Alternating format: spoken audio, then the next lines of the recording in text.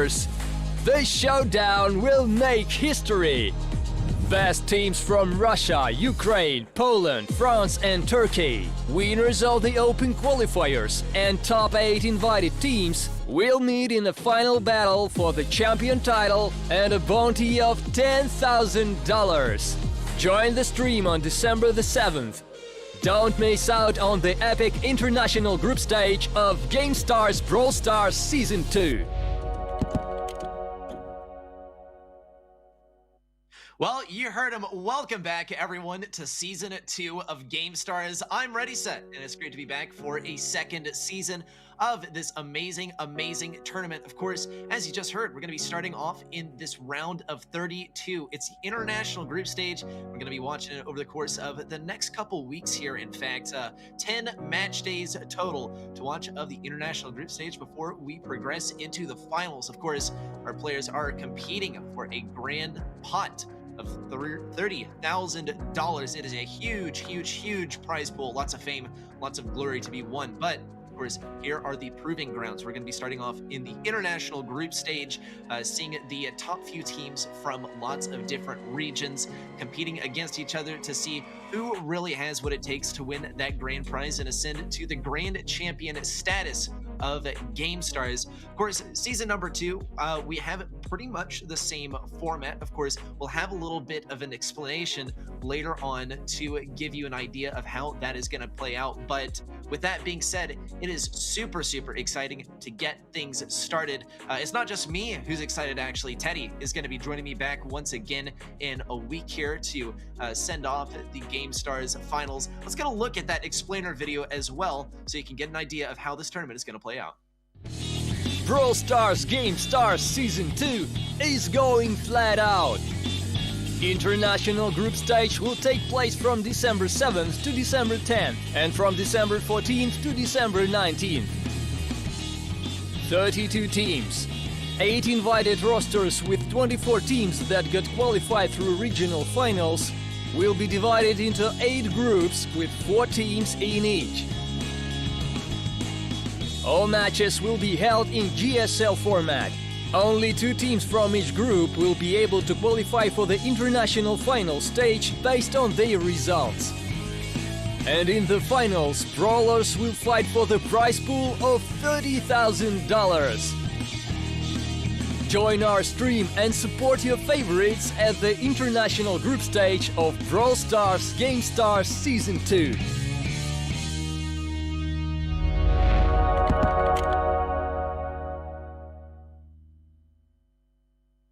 All right, and that was the explanation. So if you didn't catch all that, don't worry, because I'll be reminding you throughout the day and throughout the next several days as we progress through the first part of the international group stage.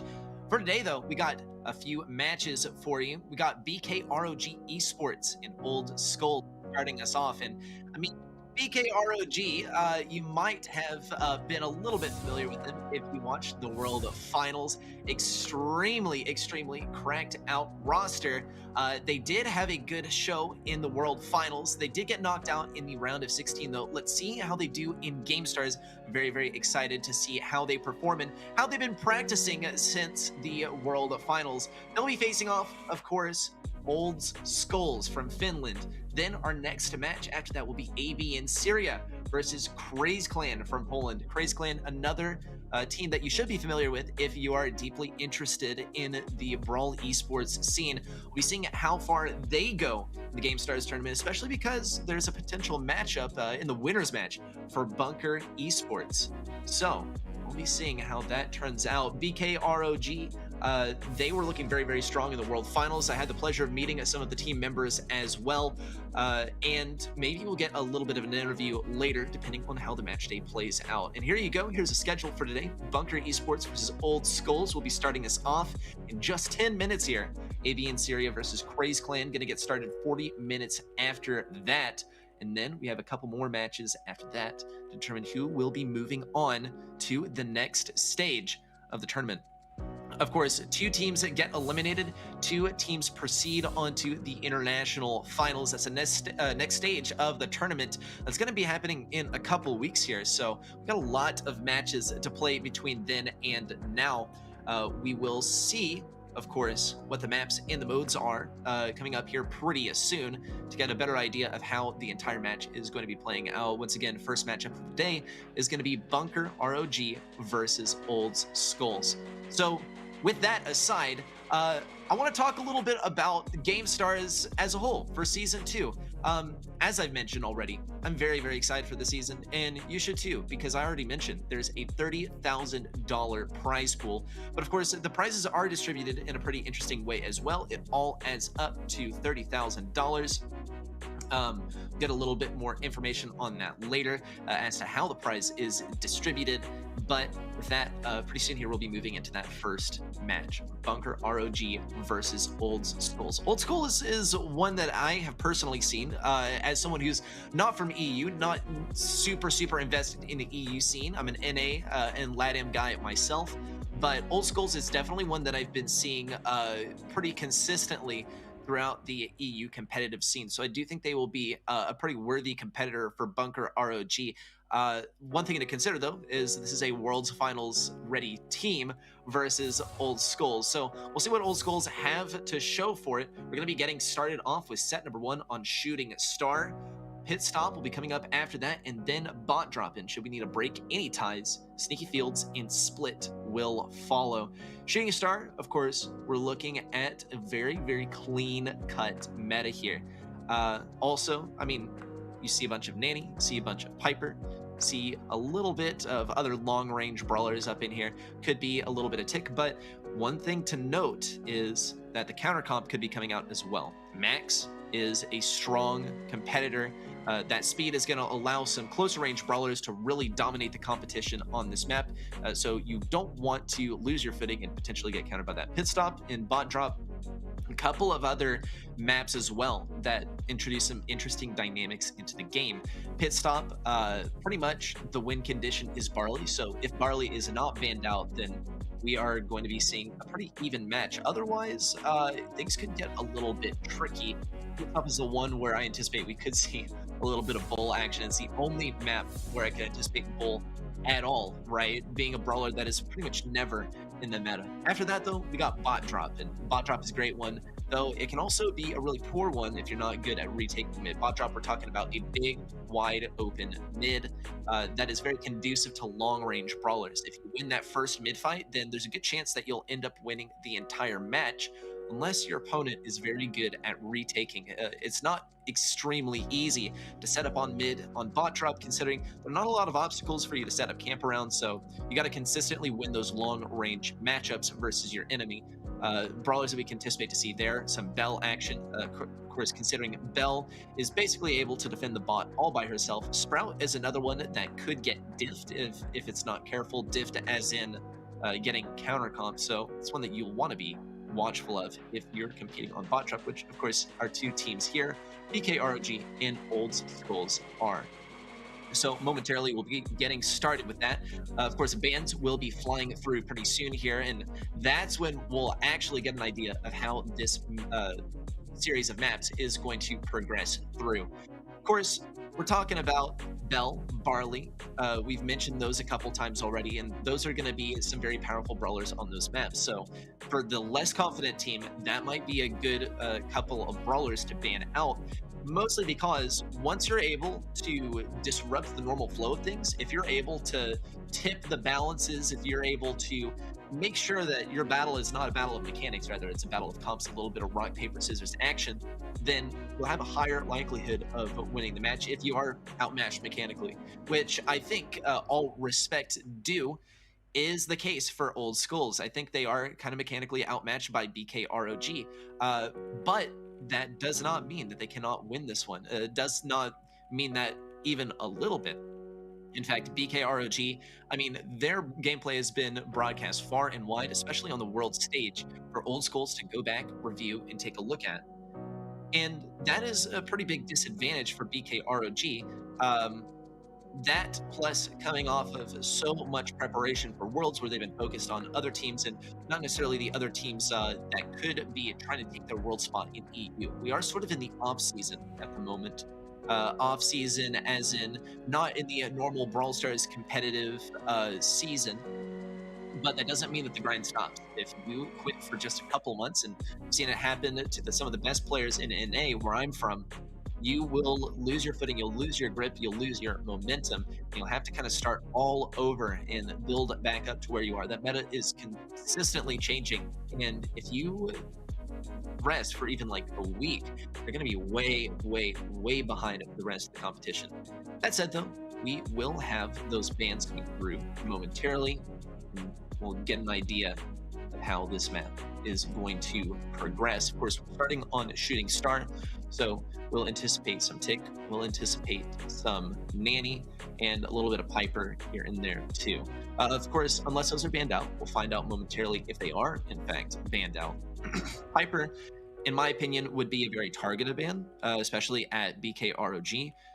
It's another one that is a little bit complicated because Piper's a great long-range sharpshooter. That plus she has homemade recipe. So if you get that first hit, then you're basically guaranteed a kill with homemade recipe.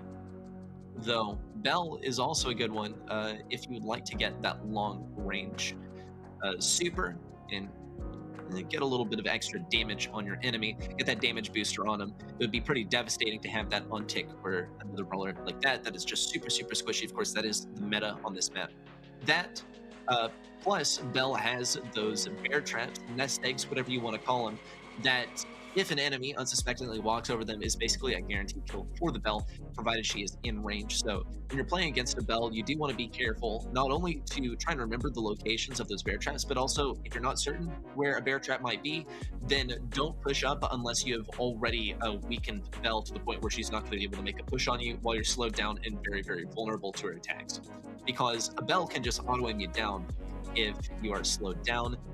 That plus the bear trap does do a little bit of damage, so it'll just be a couple of auto aim shots and you are gone. So Bell could be played here if Piper's banned out. Bell is going to be a popular pick, I think, on bot drop. That one is guaranteed to be played. Of course, a couple more maps after that. Sneaky Fields is one of them, but I don't think that it's necessarily in the itinerary of either of these teams to take this further than set number 3, especially not BKROG. They're looking to sweep this competition and just head on to the next match for the day and get their ticket to the international finals early on. Those international finals are going to be taking place in a couple weeks. Of course, we're talking a huge tournament here, Gamestars, and so got a lot of competitors. Got to sort through a lot of the competitors. The thing is, and the challenge is, there are a lot of talented teams is the deal. So yeah, I mean, to find the best, you got to have them all play against each other in a massive tournament bracket, and it does take a little while, especially when you broadcast it too. It does take a little bit longer, but it does give everyone a chance to shine. It gives a chance for everyone to show off their skills, and hey, maybe someone's looking to pick up a new player for their competitive roster this next year. A couple months between now and in the next monthly finals, and that's when teams and rosters will start accruing those points to get ready for the next World Finals. So I would be excited to see that. Definitely keeping an eye on some of these perhaps prospects that are rising up in the Brawl Stars competitive scene. Of course, to make it here, they had to make it through an open qualifier. And open qualifier, in case you're unfamiliar with the term, means that anyone can participate. There's no invitation, there's no prerequisite. It's just you sign up.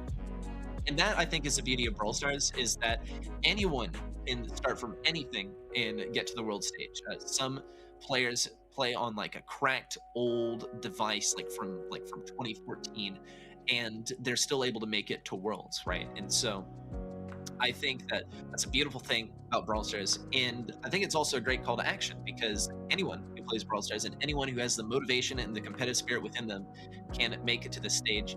I mean, just by starting off in the open qualifiers of any stage. Even BSC has open qualifiers by means of the 15-win challenge. In any case, pretty soon here, we'll be moving on to the first match of the day. We are just getting prepared for this one. We'll see, though. We should be getting started in just a few seconds here. Of course, sometimes there are some difficulties. If you tuned into the World Finals, there were some technical difficulties, and I can say, as a person who was personally there, it was caused by players' devices being allowed for the competition. My personal prediction is that next year for the World Finals, that everyone's going to have to use the same devices that are up on the stage. Maybe they'll be allowed like a certain kind of phone or a certain kind of iPad. I wonder if they'll be standing up next time as well. That was a little bit of controversy about the World Finals, was the players had to stand up the entire time. And while I do agree, it is kind of, you know, a disadvantage to have to be standing up if you've been practicing sitting down the entire time. We wouldn't have gotten some of the amazing clips and reactions that we did. So I don't know. I mean, I'd say there are good points on both sides of the discussion, but with that, we'll put a pin in that one. We have our bans coming out from both teams. Bunker banning out Mortis, and Old Skulls banning out Rico.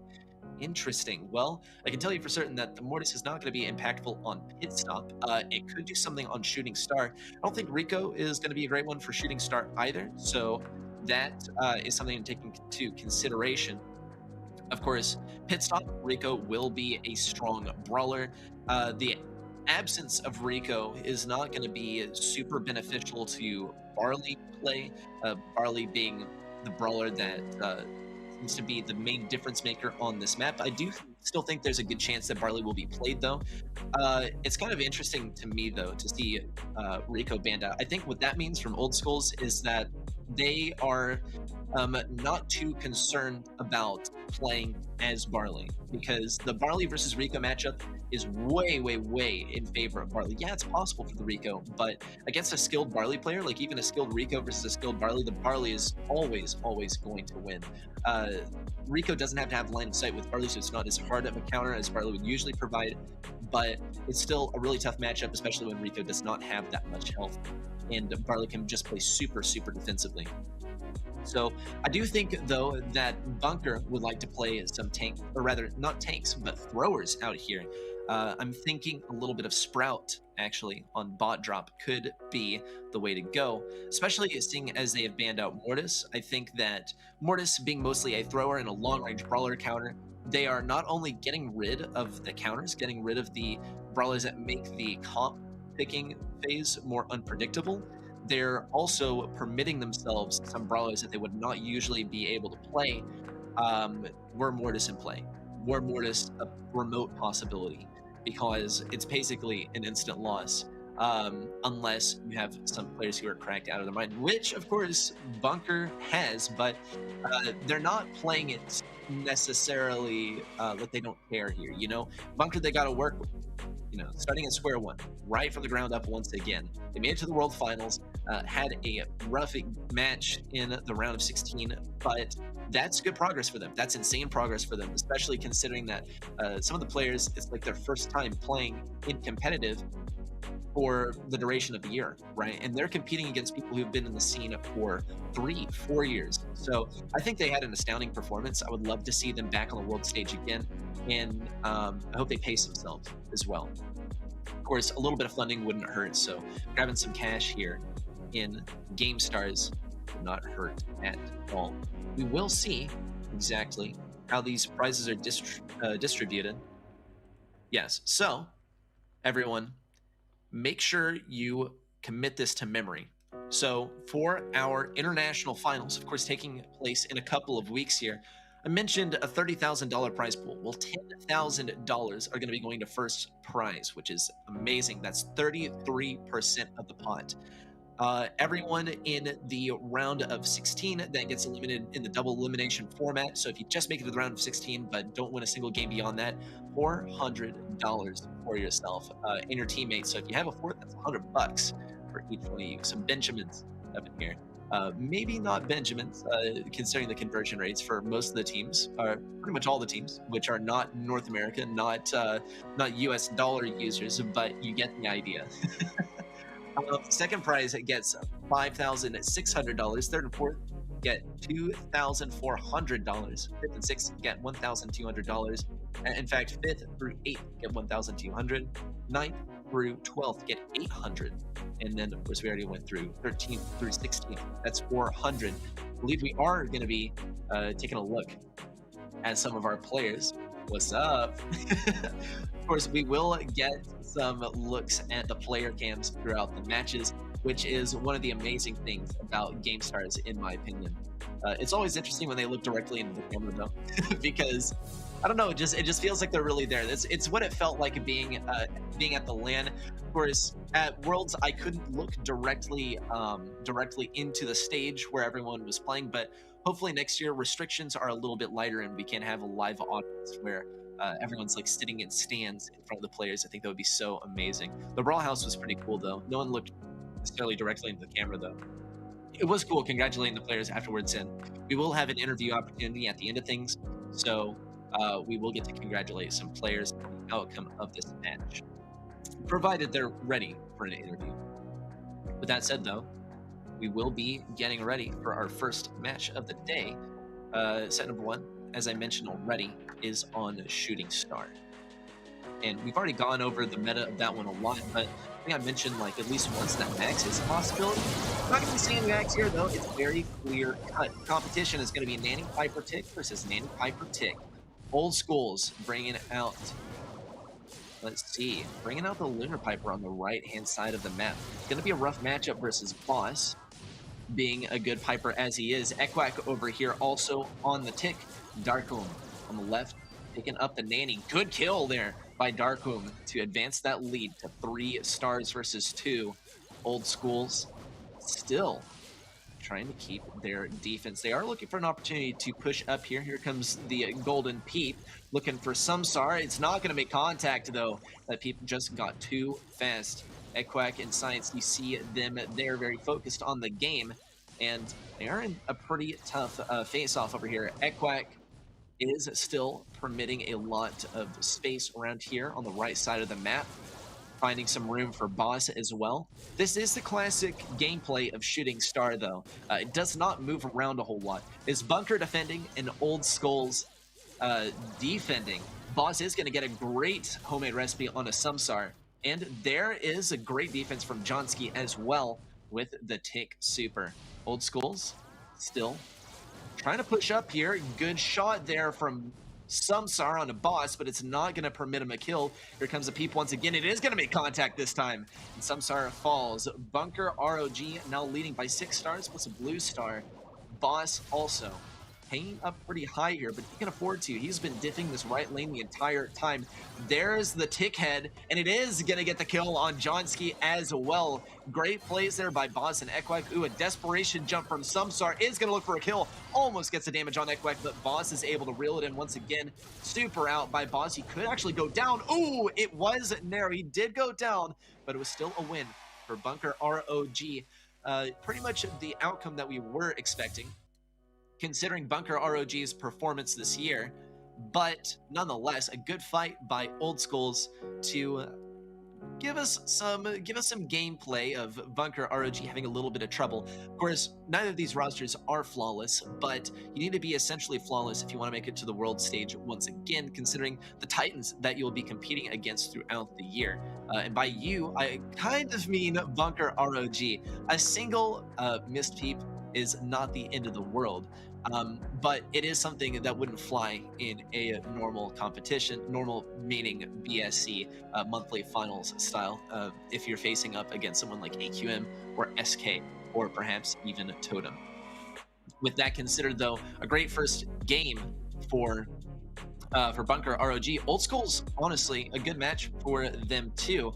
They just need to kind of shape up on the individual lane matchups. I think the Piper matchup was not very favorable to them, and it was definitely hurting them most of the time. Boss was doing a really good job on the Piper, and it was a rough matchup for the Piper from Old Schools. So maybe a bit of an exchange on different brawlers being played. Some players trading out which brawlers they're playing could be conducive to a victory in the next game, and a tie between Old Schools and Bunker ROG.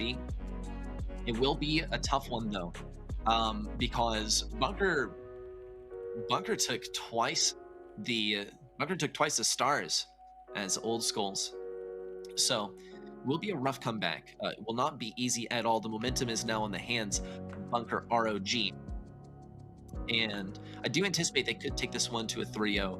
should they keep on snowballing, because Old Schools, they did seem to slip a little bit. We saw the desperation super in from Piper towards the end there, Piper from Old Schools, which was pretty telling, I think, that Old School's already getting a little bit impatient here with a very passive gameplay style of Bunker. Bunker is going to be going for that blue star. Equack has to use that gadget. It doesn't really do much for him, unfortunately.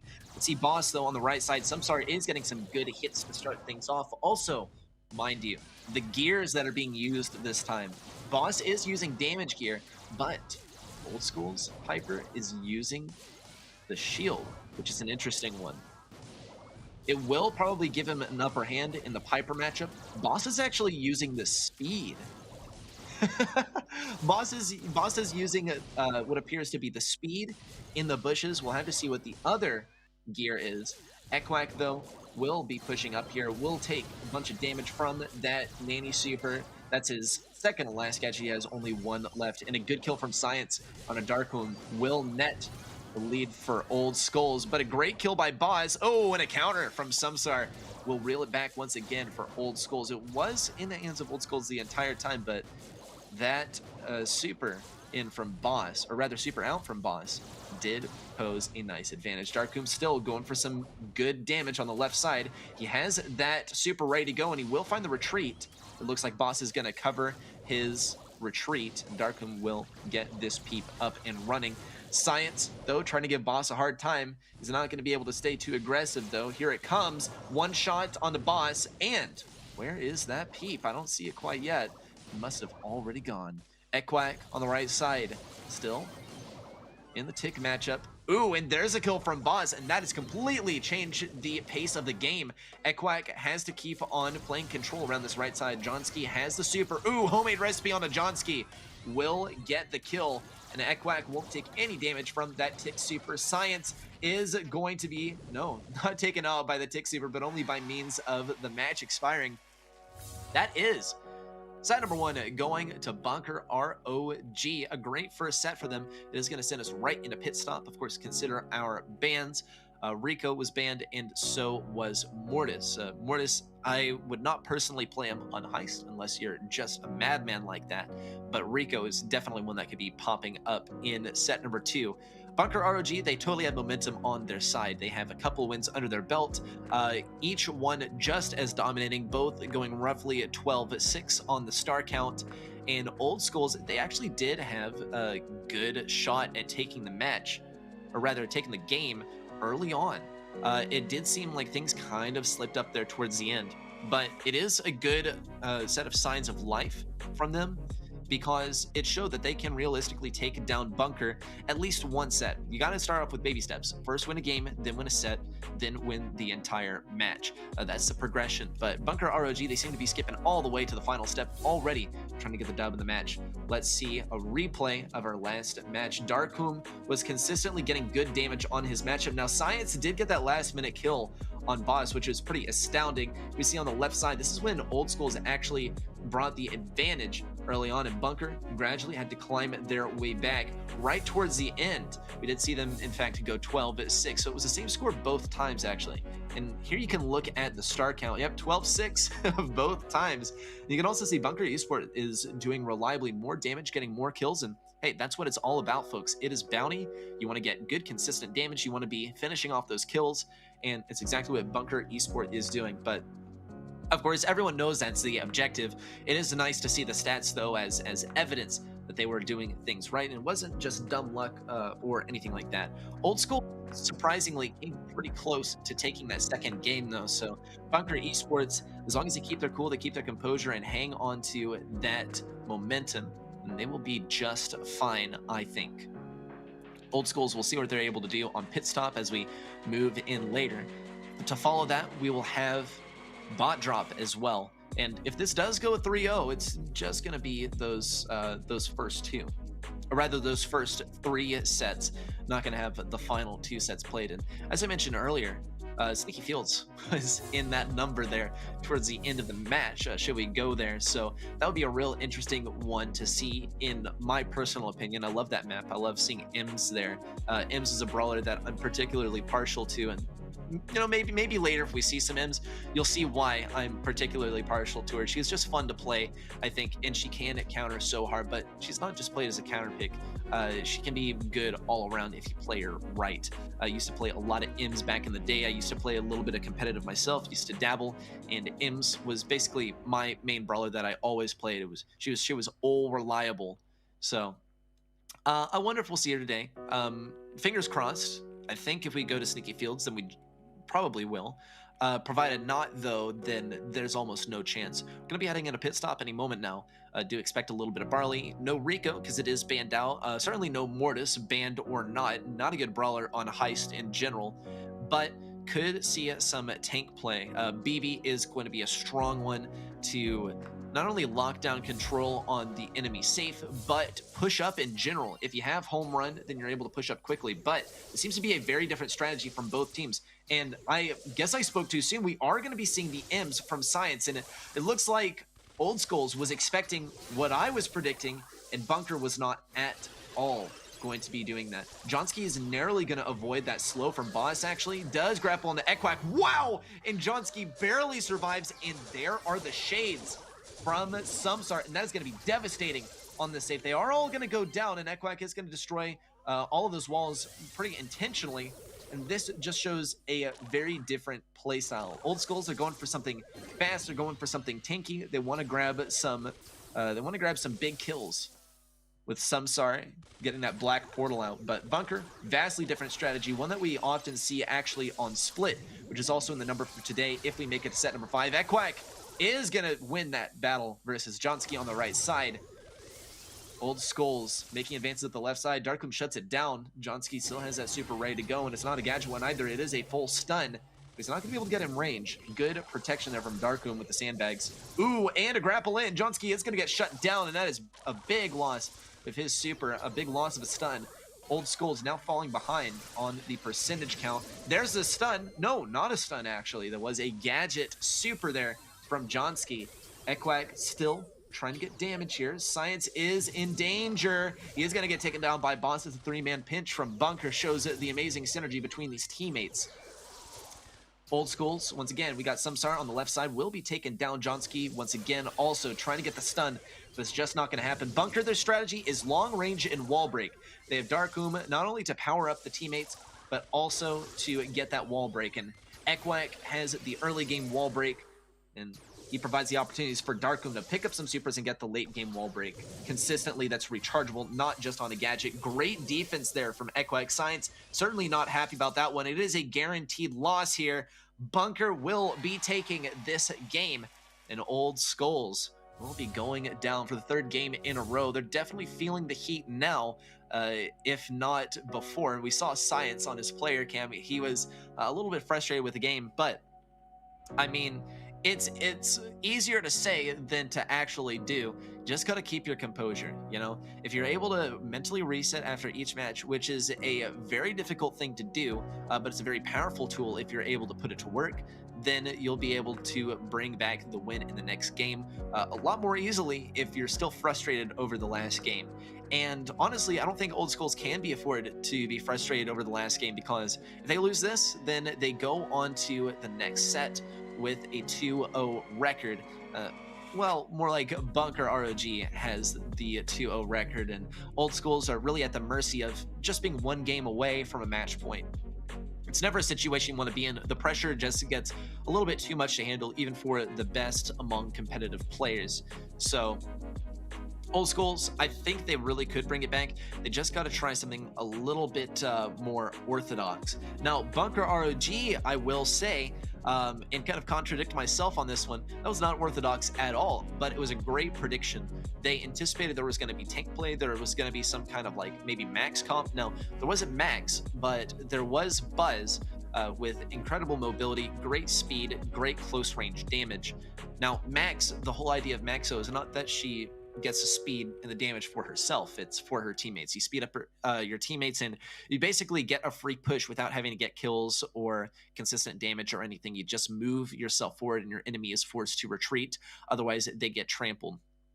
Now, I think this was a good reaction by Bunker ROG because Old Schools, they ran enough of a hybrid between tankiness and just generally good high stuff that Bunker ROG was able to deal with it, right? Bunker ROG, they ran something very specific, and Old Schools, they ran something that was not necessarily cohesive, right? It was more all over the place, and the individual pieces of the puzzle kind of got dissected individually, and then the 3v1s happened where we saw like a 3v1 versus Tara, which was not a great matchup. For some of the brawlers on the side of BK Esports, or rather Bunker Esports, but was not able to succeed really because she was consistently outmatched numbers wise. Let's see though, we do actually see the BB this time, but here's a wall break as well. This is very, very different. Darkum, Boss, and Equak are basically going to be allowed on the save. Johnsky now doubling back, but the dodges from Equak are just too strong. Darkum now has additional damage. That bubble is going to be doing so much work. 1620 with each shot on the safe. And this is the same amount of damage that we saw from Old Schools in the last game on that first push, now being pulled out by Bunker. But Old Schools have not gotten an offense out of this. Equak is already up and trying to get a jump in. He did undershoot it just a little bit, and he ended up paying the price. Bunker, they are very, very comfortable where they're sitting, and it is showing because they're taking very risky moves. Risky because they weren't likely to succeed, and this is an oversight by Old Schools. They did not check that bush, but they are going to be able to get some damage on the safe. 69% remains, and here comes the push in as well from Boss. Johnsky is going to get a great slow into Darkum. Honestly, Old Schools came prepared. Old Schools understood the assignment. They knew that Bunker was going to play something tricky and bring some tanks in, and they came totally prepared for the tanks. But they're not really showing it super, super well, as Bunker is still giving him a rough time. Samsara is going to be looking to get additional damage with Lola. That Ego is not going to be getting a whole lot of damage, though. There's a Stomper from Boz, and 960 remains on the safe. 1%. Not looking good for Old Schools. Really just a jump in from Equak, a bubble from Darkum, and yep, that's all it's going to take. That is going to be Bunker sweeping 4 games in a row. An astounding performance from them, which is going to take us into set number 3 for Bot Drop. Not looking good for Old Schools. Bunker Esport, however, looking to be at their prime. They took right off from the World Finals and got back to grinding, which is absolutely the way to do it if you ask me. You can't let yourself slow down for even a moment here. You can see the effects that momentum have within a match specifically. Now think about the impacts of momentum over the course of a season. It's a great feeling. You don't want to trip and lose your pace or lose your stride.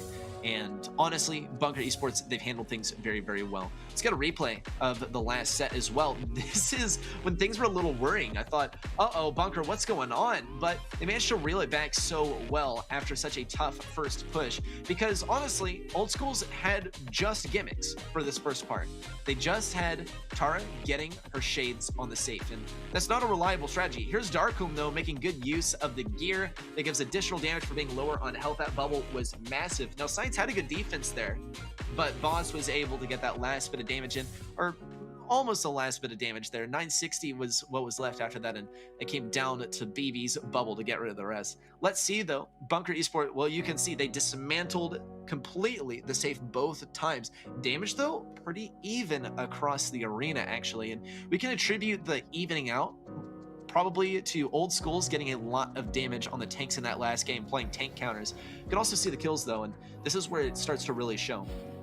Bunker Esports were able to get the kills when it mattered. They got the kills early game by rushing really, really fast, and then they were able to hang out on the safe for a while.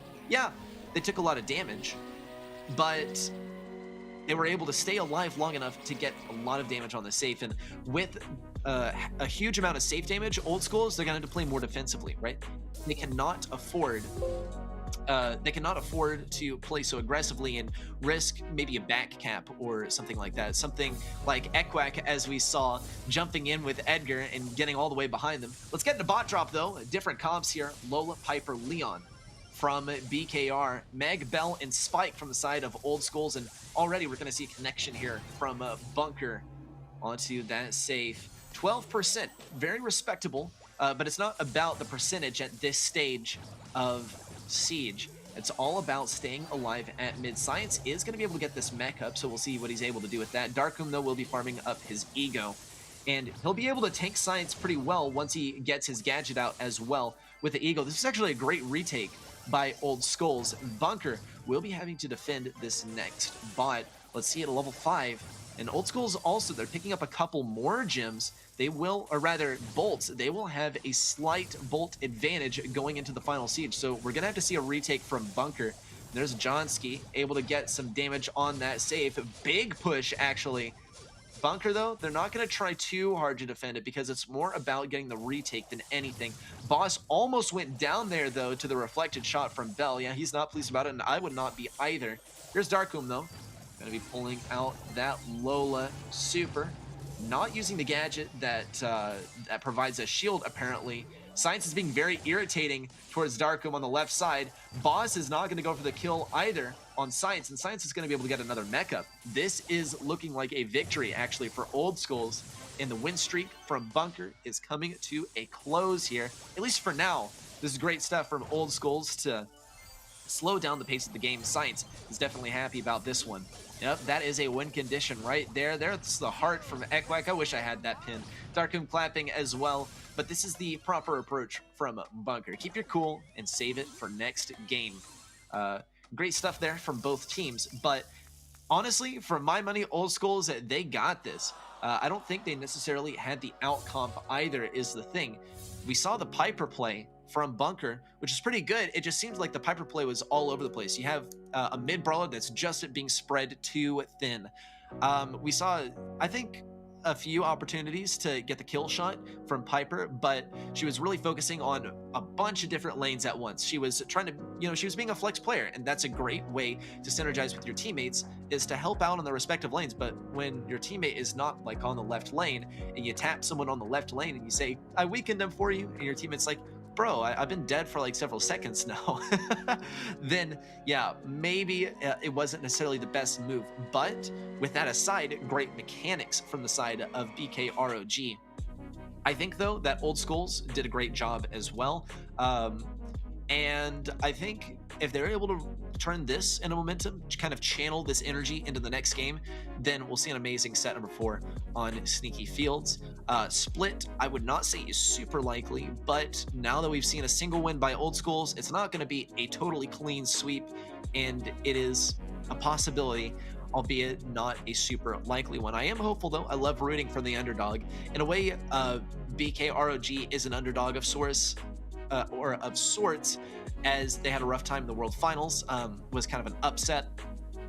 But Old Skulls are definitely the underdogs in this matchup. I would love to see Bunker win, though. I want to see them on their feet for next World Finals series throughout the entire year. Let's see it. Bunker are going to be bringing out, let's see, the Meg, the Bell, and the Leon. Old Skulls, Sprout, Bell, Leon. Interesting stuff. It doesn't look like that Sprout is working out super well so far. Bunker is going to be behind on the bolt count for this first siege, but they are going to be ahead for the following siege. So if they're able to get a good defense here, then it will be no sweat at all. Boss does not have the super, though, which is going to be a disadvantage.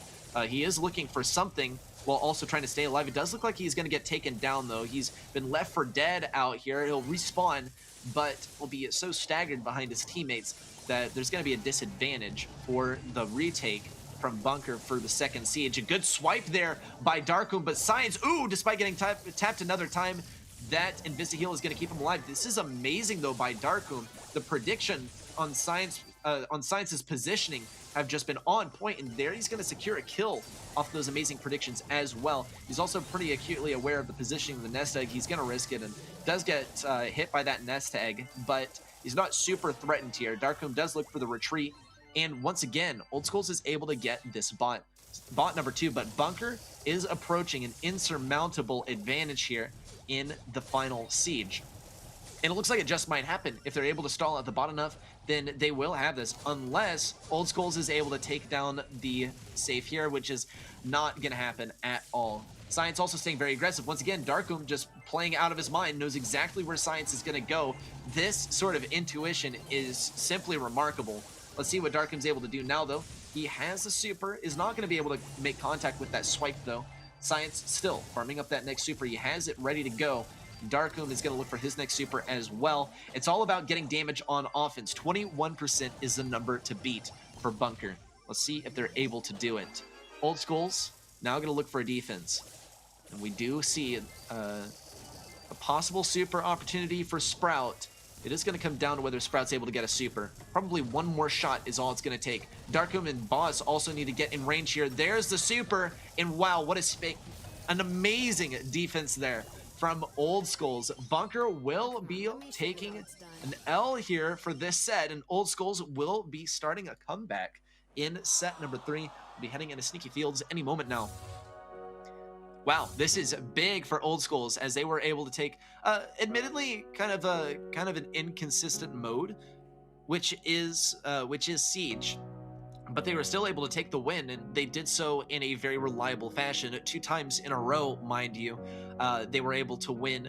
Well, let's see. Yeah, I mean, we saw Bunker win a single Siege both games, and so Old Schools won by a startling margin. So great stuff for them.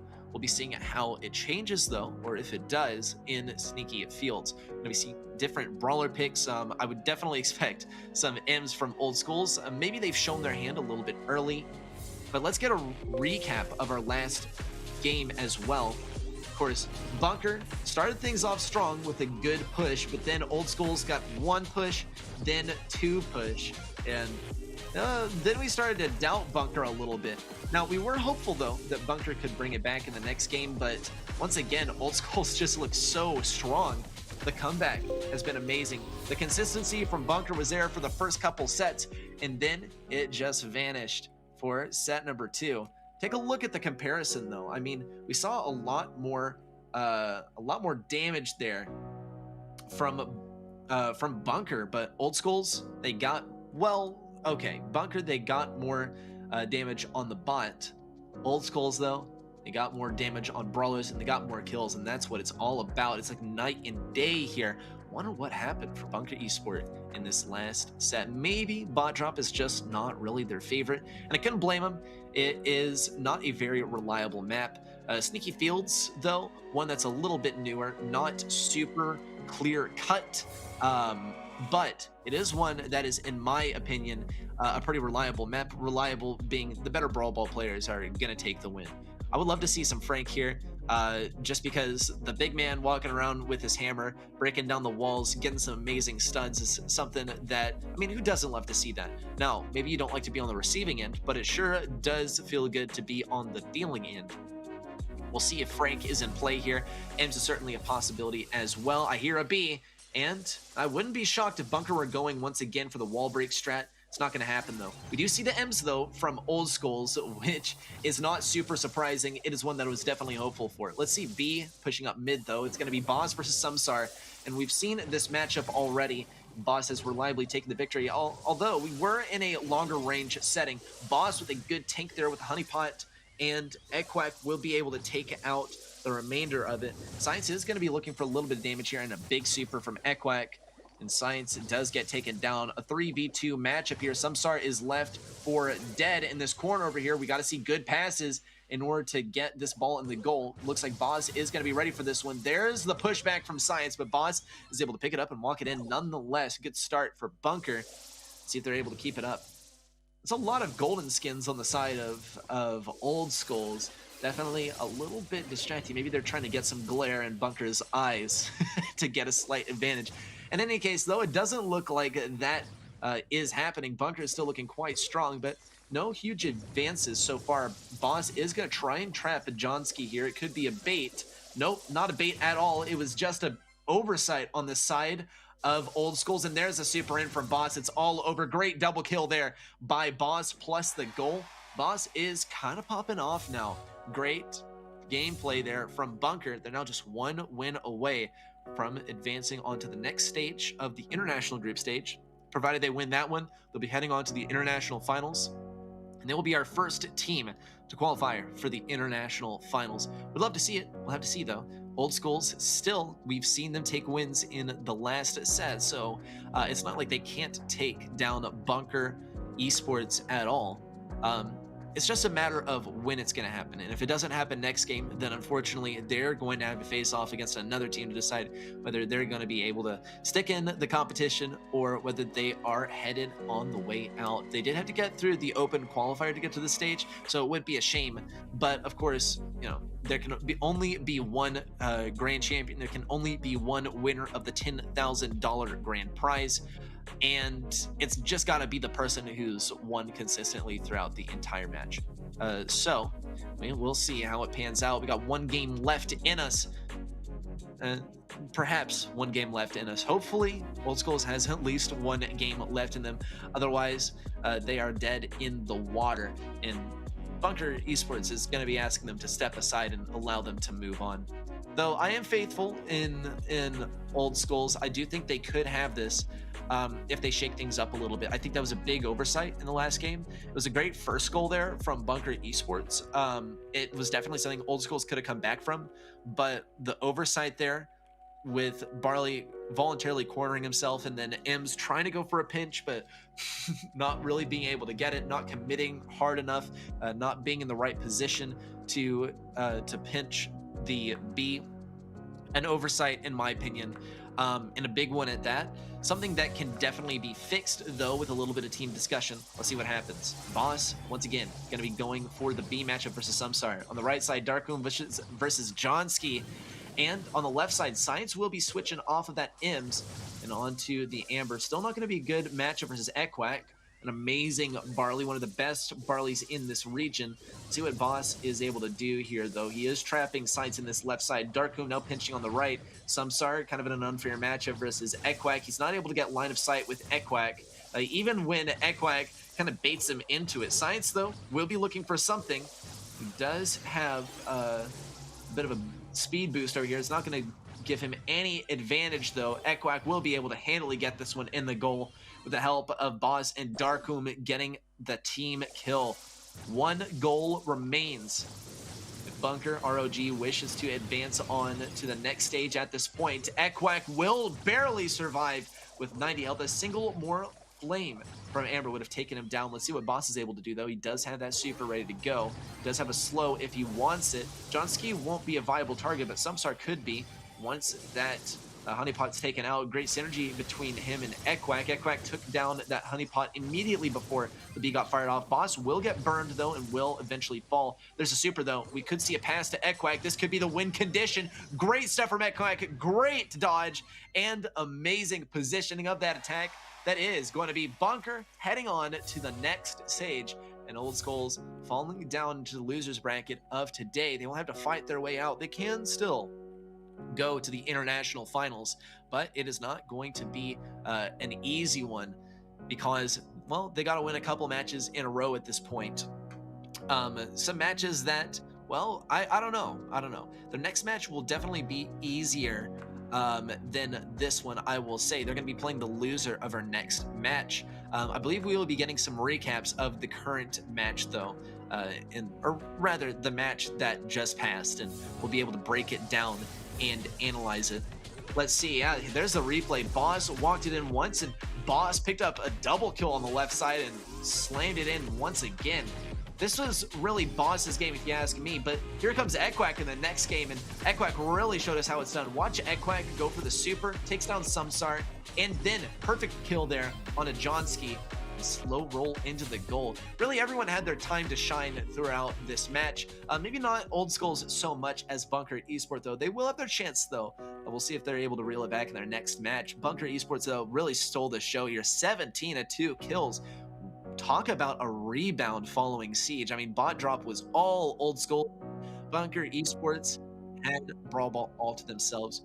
Great show, great stuff, amazing gameplay. I'm looking forward to seeing how we're going to progress forward with Bunker Esports. But same goes for Old Skulls. I'm still hopeful for them. We'll have to wait, though. We got another match to play in the meantime.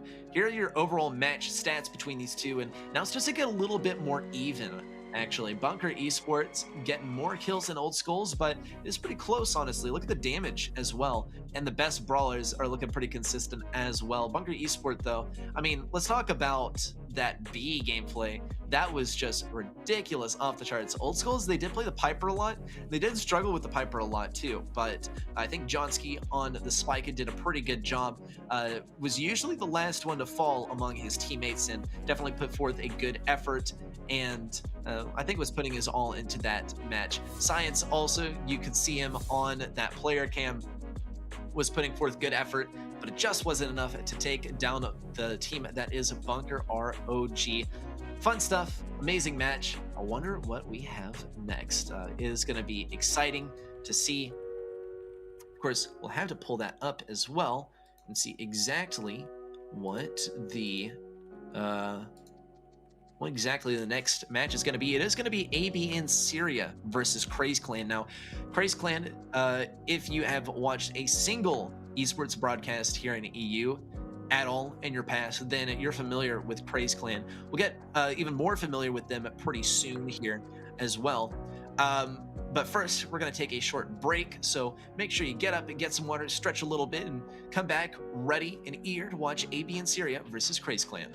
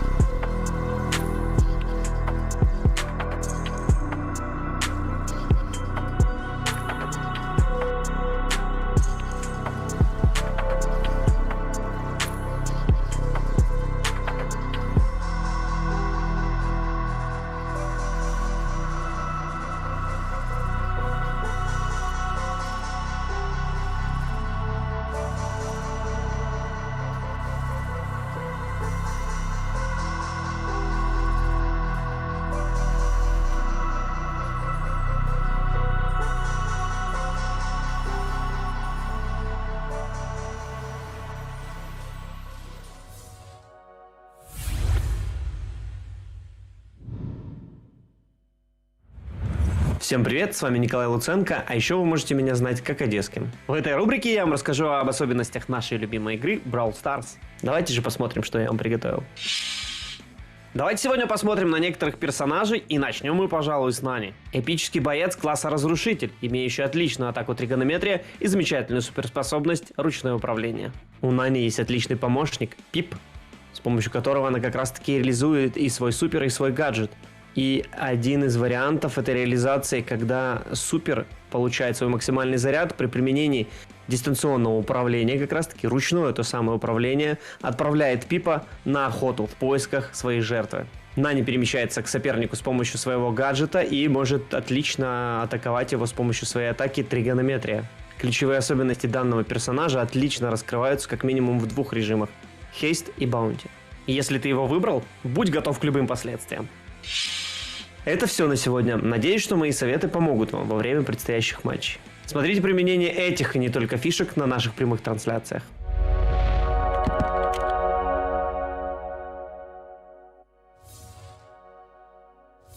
Welcome back, everyone, to GameStars. It is great to be back. Hope you got a nice drink of water. Hope you stretched, and hope you are ready and eager for some more matches. We're going to be coming up on our next match of the day. In fact, our second match of GameStars. I think the first one deserved a little bit more attention, a little bit more accolade, and being the inaugural match of Season 2 of GameStars. But AB in Syria is coming up in just a moment here. AB in Syria versus Craze Clan, mind you. Some very, very awesome rosters. I'm particularly looking at Craze Clan, I must say, because, well, they're one that I've consistently seen in the running in competitive here in EU. Of course, I'm not in EU. I won't pretend to be, and I won't pretend to be as familiar with Craze Clan as some of my colleagues, but let's see it. AB in Syria versus Craze Clan. They are going to be up next. The winner of that match will have to face off versus Bunker Esports, who just took a massive win over Old Skulls, who honestly put up a much larger fight than I think a lot of people were expecting. Old Skulls, though, they are in the elimination round at this moment. It is double elimination format in this tournament, at least for the Group A portion of the international group stage. The loser of AB in Syria versus Craze Clan will have to face off against Old Skulls, and, well, the loser of that, we know what happens there. So, I hope you're on the edge of your seats and ready to see who will be taking the win, AB in Syria or Craze Clan. I definitely have my personal biases. I think Craze Clan has a very, very good chance of taking the win, but AB in Syria, I'm hopeful. I am very, very hopeful to see some stuff from these guys. Perhaps I just haven't seen them because they're not a predominantly English-speaking roster. We'll see, though. Old Skulls will be coming up later. We'll get to see them face off once again. And Bunker Esport also will be showing their stuff later on today. With that said, though, we'll get prepared for our next match. We'll have to see the maps and the modes. We'll have to see the brawlers that are banned as well. One ban from each team is all they are allowed. In the last match, it was Mortis and I believe Rico. So these are some interesting bans. I am not entirely sure how much of an impact they made on the last game, but I think only having one ban per team is quite restrictive and did have a major impact on which bans were chosen. So I would definitely consider that as we head into this one. Maps are going to be coming up first, though, and we'll see what is going to be played today. We'll be starting off with Bot Drop. Ooh, way to start us off. Then Dry Season, then Hot Potato. And if that potato was really, really hot and maybe we burned it, we got a Ring of Fire coming up afterwards. Gem Source for set number 5. This is interesting. I haven't seen Gem Source in rotation for competitive before, so maybe fingers crossed for a set number 5 to see a little bit of Gem Source action, to see something new here in competitive. But if not now, then well, we will see it later, hopefully within the first 3 sets later down the line. Let's see, though. Bot Drop will be starting us off. We talked about this one already.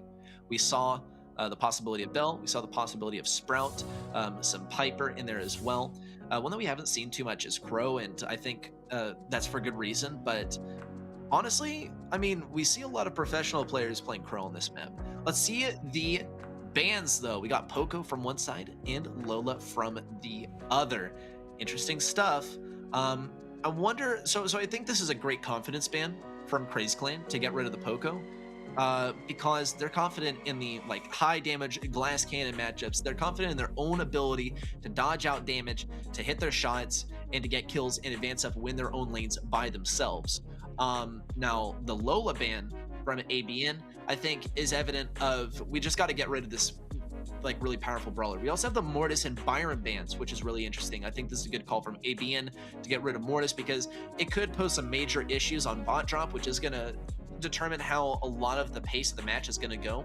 Byron, also a pretty good ban from Craze Clan, if you ask me. Great long range viability on perhaps Bot Drop. I don't really think he's Bot Drop material, though. We'll probably be seeing some more evidence of Byron later on. I think that Dry Season would also be pretty conducive to some Byron play. Of course, those brawlers are banned out. They are out of the question.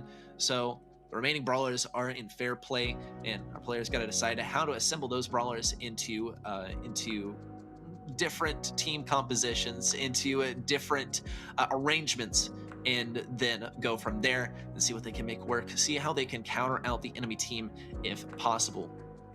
Of course, bot drop I don't think is going to be a real like counter comp sort of thing, but it is going to be a long range battle of mechanics, individual mechanics, individual matchups, and lane victories.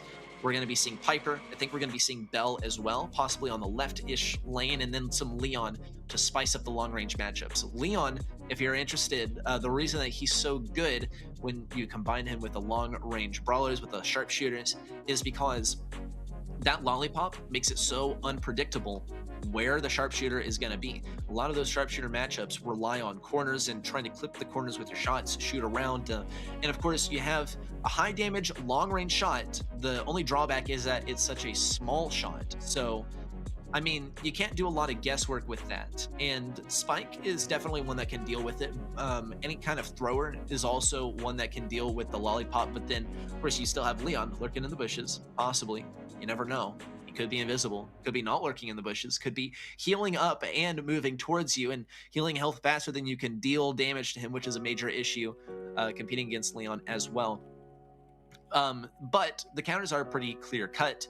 It's just, do you want to take that risk to play against specifically him, or why don't you just use him on your own? You know, just have a Leon v Leon matchup. There's a possibility of a mirror matchup, but I think it is just going to be like a couple brawlers mirrored across the arena, and the rest are going to be up to who even knows. Probably Bell, Piper, and then the remaining brawler is just going to be something that's a little bit out there, something to accent it, something to try and counter a little bit. We'll have to see. Barley, if you ask me, is a good pick. You're able to reliably get rid of those totems from Leon. You're able to use that super to push back like Piper and Bell. You're able to get lots of damage on a single push on the Ike. If it really, really matters, you can use the super as well to get a little bit of damage on the enemy Ike without having to go within its dangerous range. So, good brawler in my opinion, and I would like to see that brawler used, if not later on in the match. Dry season is going to be coming up for set number 2. I don't think that's really a Barley map, but we did see some of it in the World Finals, so I would not completely count it out. With that said, though, we'll be getting prepared for our first set of match number 2, AB and Syria versus Craze Clan. I think Craze Clan does have a very good chance of this, but I honestly have not seen AB and Syria at all.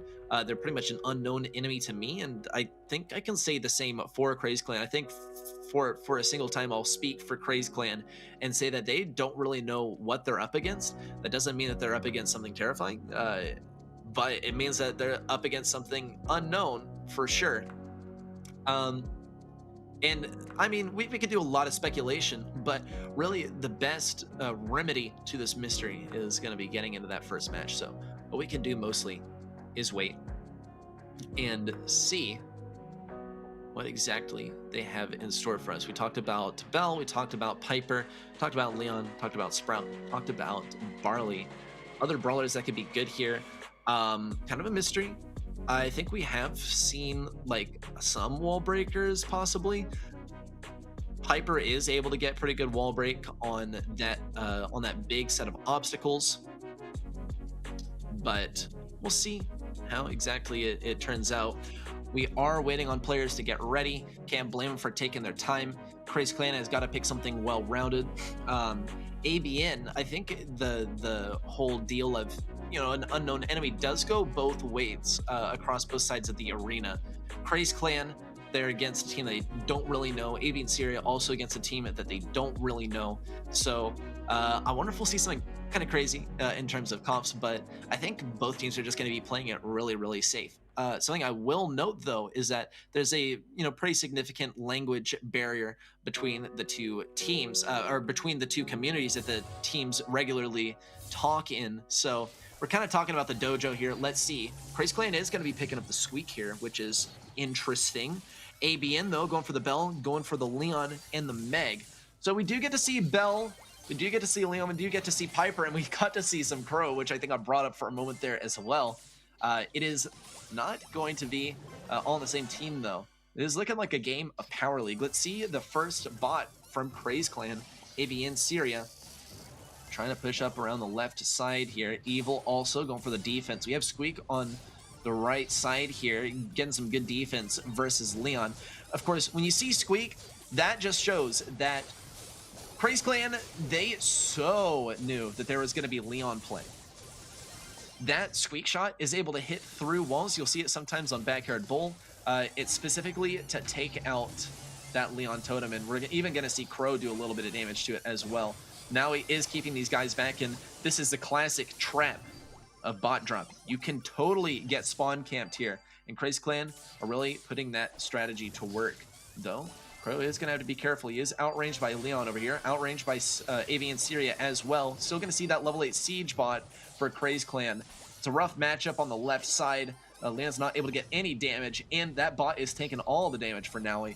Let's see Rama get that wall break, and almost a perfect wall. I think that's about as much as you can break open too. There's a slowing toxin as well, and a win on the second push there from Craze Clan. Good stuff from them. And with the Squeak of all brawlers, I think is an interesting one. But as I mentioned, Squeak is there pretty much specifically to deal with the Leon, just to get rid of those lollipops early on, and then give the upper hand to your team's Piper. The question is though, like, what kind of advantage does that pose later on, right? Like, what sort of matchup does Squeak look for once the lollipop is gone? And that's a mystery to me, and I think it's a mystery to a lot of people, and it's why Squeak is not a particularly common brawler in competitive. But I think, I mean, if I were in Avian's shoes, I would be kind of intimidated if I were losing against a Squeak, because it's one that is just, Squeak's just kind of a peculiar brawler, and there's a very clear intention with taking out the Leon lollipop, but for all else, it's a bit of a mystery, and then you lose to it. And when you don't know why you're losing, that is always the great momentum killer, and is always the stress inducer when you don't know what exactly you're losing against. Let's get into our next game. ABN, this time bringing out the Bell, Crow, and Meg. They're copying the strategy from Craze Clan, minus the Squeak, which I don't blame them for. On the right side, you'll get to see Meow over here getting good speed up and down the bushes. He is going to be lurking on this right side as long as he can. He does want to stay on the side and consistently get that turret damage onto the Ike. This is a strategy that I haven't seen in a while, but it's a welcome change for sure. I love Penny on Siege, specifically to throw in those turrets and get lots and lots of damage on the Ike. Meow is going to take some damage, but there's a sneaky turret, and I do anticipate there's well, actually, it is kind of a mystery what the gadget is going to be. Don't know if it's going to be Captain's Compass or whether it is going to be the explosive charge that makes that turret explode and break open some obstacles. Do you see the kill from Rama? Once again, Craze Clan camping ABN here. A good choice of Bell by them, as it is going to allow them to keep on trapping ABN in their own spawn. Siri can't really do anything. He is getting double teamed, and we do see kind of a solo recon mission attempt here by Crow in the right lane, but it's not really going to net anything. It's going to be trying to slow down or damage that bot a little bit, but Meow comes in from right field. Siri was not able to do anything that entire game, and Craze Clan will be taking set number 1 just like that. Unfortunate stuff. I think this was very, very dominant from Craze Clan, and I think it does show a lot of deep game knowledge. I do think the Penny was kind of like mysterious, but it works so well that I will kind of stay away from commenting on it, right? There's no reason to shut down the Penny when it was so effective, especially when I'm such a big fan of it too. It's just that it doesn't usually work, but Craze Clan were able to make it work. Let's talk about things from the perspective of AB and Syria, though.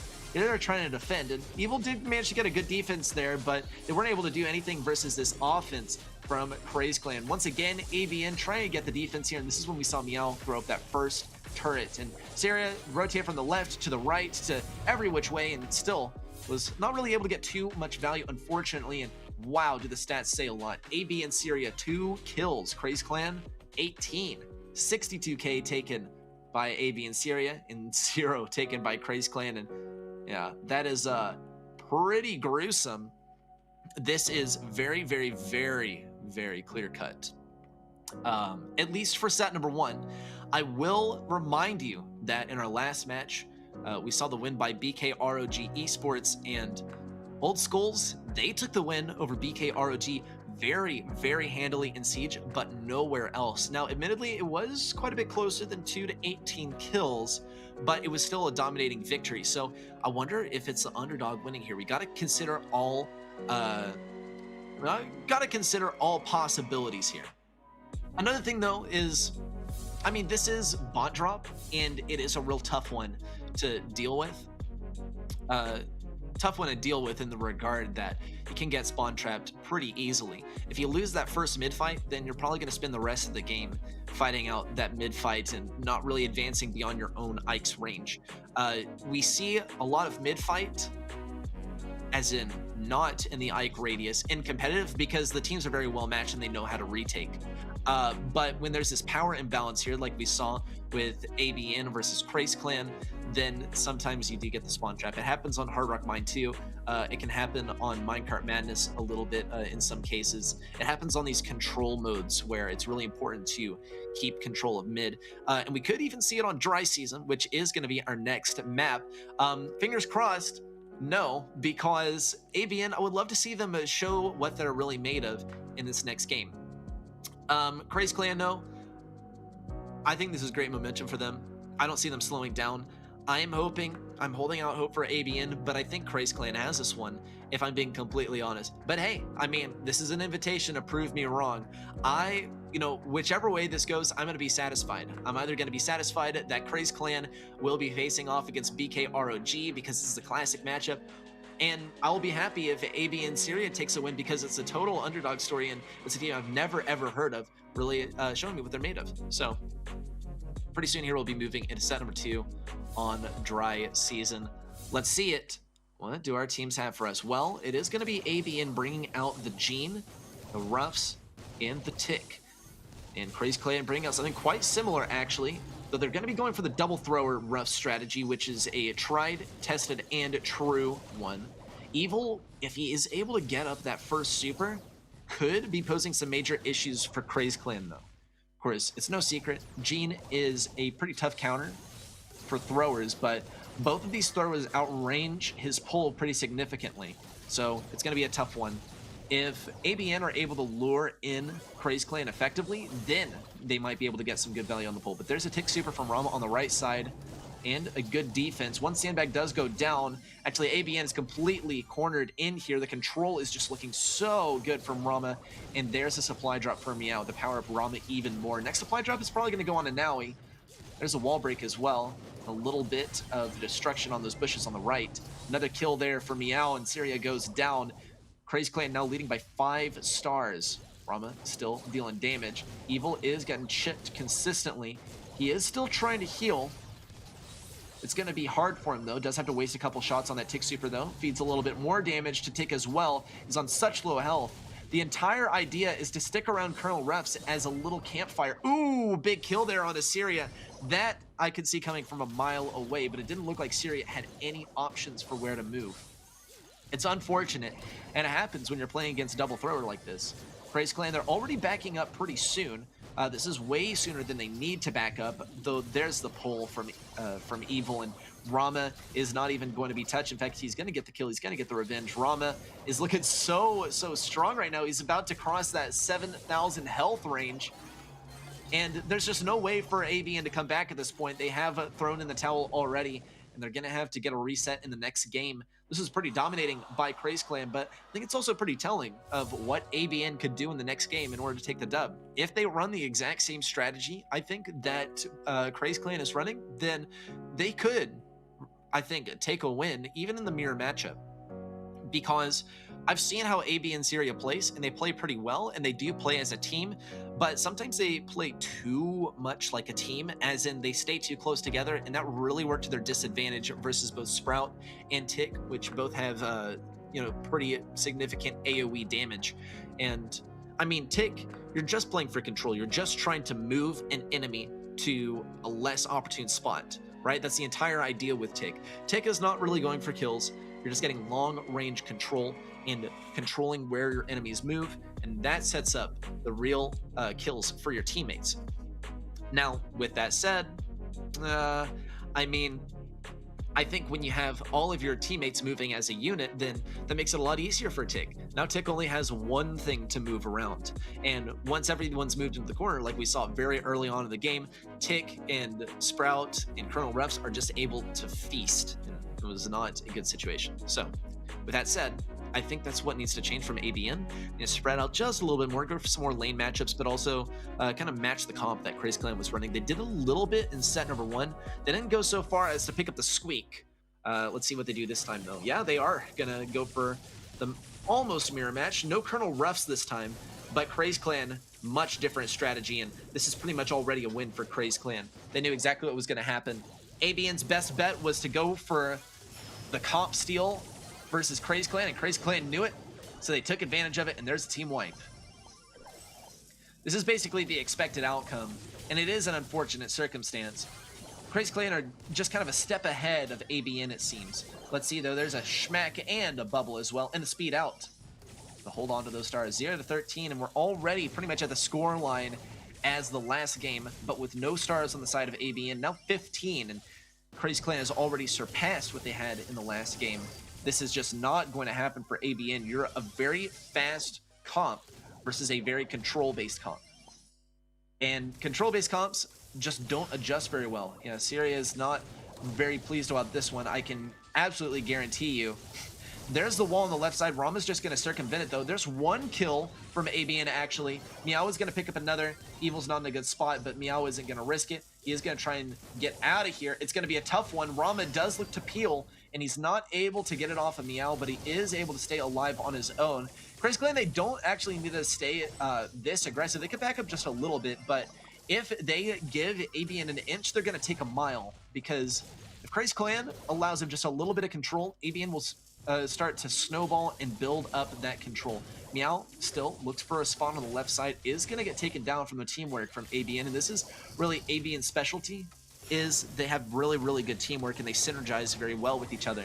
CC, though, they just got the better comp, and that seems to be the win condition here. Rama is going to look for the kill on Syria, and 39, no, never mind, 42 will be the final count of ABN versus CC. This is a total massacre from Crazy Clan. And it's kind of what we expected heading into this game, though I think game 1 showed a little bit more hope, right? Game 1 showed that maybe we could see ABN take this. Their best bet was to copy the comp, and Crazy Clan knew. And Crazy Clan just took full advantage of it. We'll get some replays of the last match as well so that we can break it down a little bit as well. Our last set, mind you, will be where our replays are from. So let's check it out. And as you saw, ABN, they were showing some signs of life towards the beginning, and then Crazy Clan really locked them in on the left, bottom left corner. And you could see it kind of falling apart there towards the end as ABN got more and more desperate, which is what any team would do in this situation. Get more and more desperate as they're trying to pick up kills. And then we saw Crazy Clan start off the match, or second game, like this, getting a team wipe in the back right corner, and then just abusing the back right corner. Now, they did hand over a few stars to ABN later, as you can see, but man, they just kept on laying down the pressure and packing these guys in. There's a trash compactor strategy from Crazy Clan, and it works so, so well. And here's a stat comparison. Not as grim as the last set, some signs of life being shown by AB and Syria, but Crazy Clan still with a show-stopping performance. We're looking at 5 kills versus 25. If that doesn't say it all, then, I mean, I don't even know what else y'all need to see. Crazy Clan is they're just diffing here. They are just diffing AB and Syria.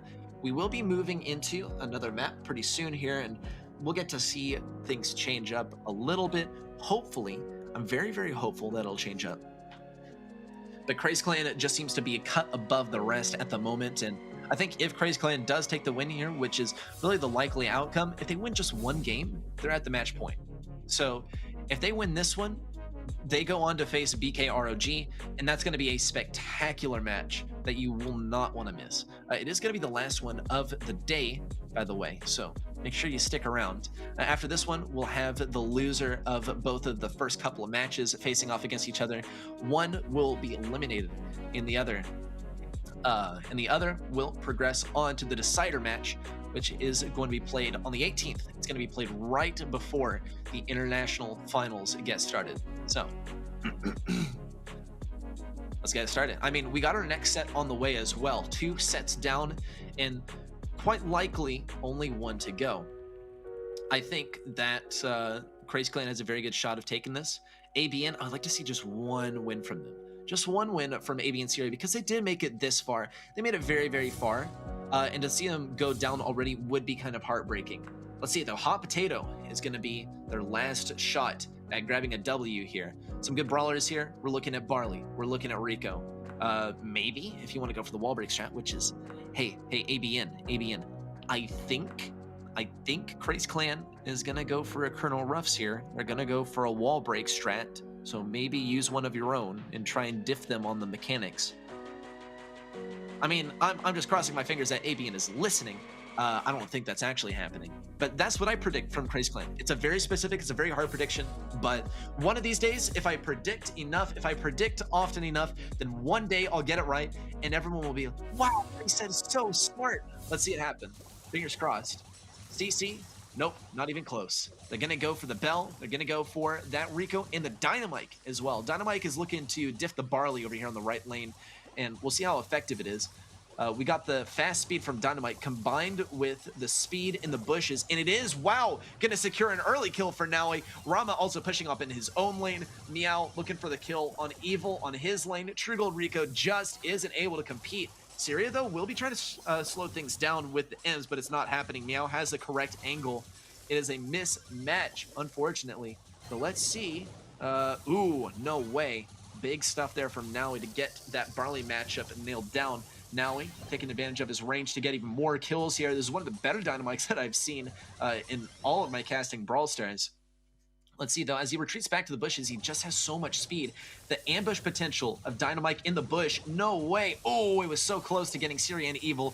Good on Syria and Evil for dodging out that super. Syria almost is going to get some damage here. Rama does get knocked back, but not taken down. And here comes the base race. Crazy Clan, they know that someone's on there safe, but they're not really even bothered. Syria is going to be looking for something here. Ooh, good stun. And Syria will go down. Potential of a super here from now. He's not going to use it until he has to. Evil's going to try and tank the safe, but you just can't tank through the super. Now he shows us how it's done. And that is 5 wins in a row for Crazy Clan. Match point incoming. Unfortunate there. 4-8 in Syria. They did put up a good fight, but Crazy Clan, I mean, they had something that not even I could predict. And what they had was just something completely out there, but it works so well. So, I mean, I'm not really complaining. I am a little bit salty that I was not able to get any predictions right, except for the ones from AB and Syria, who, of course, did not take the win. But, I mean, it shows that I'm not a worthy competitor for really either of these teams.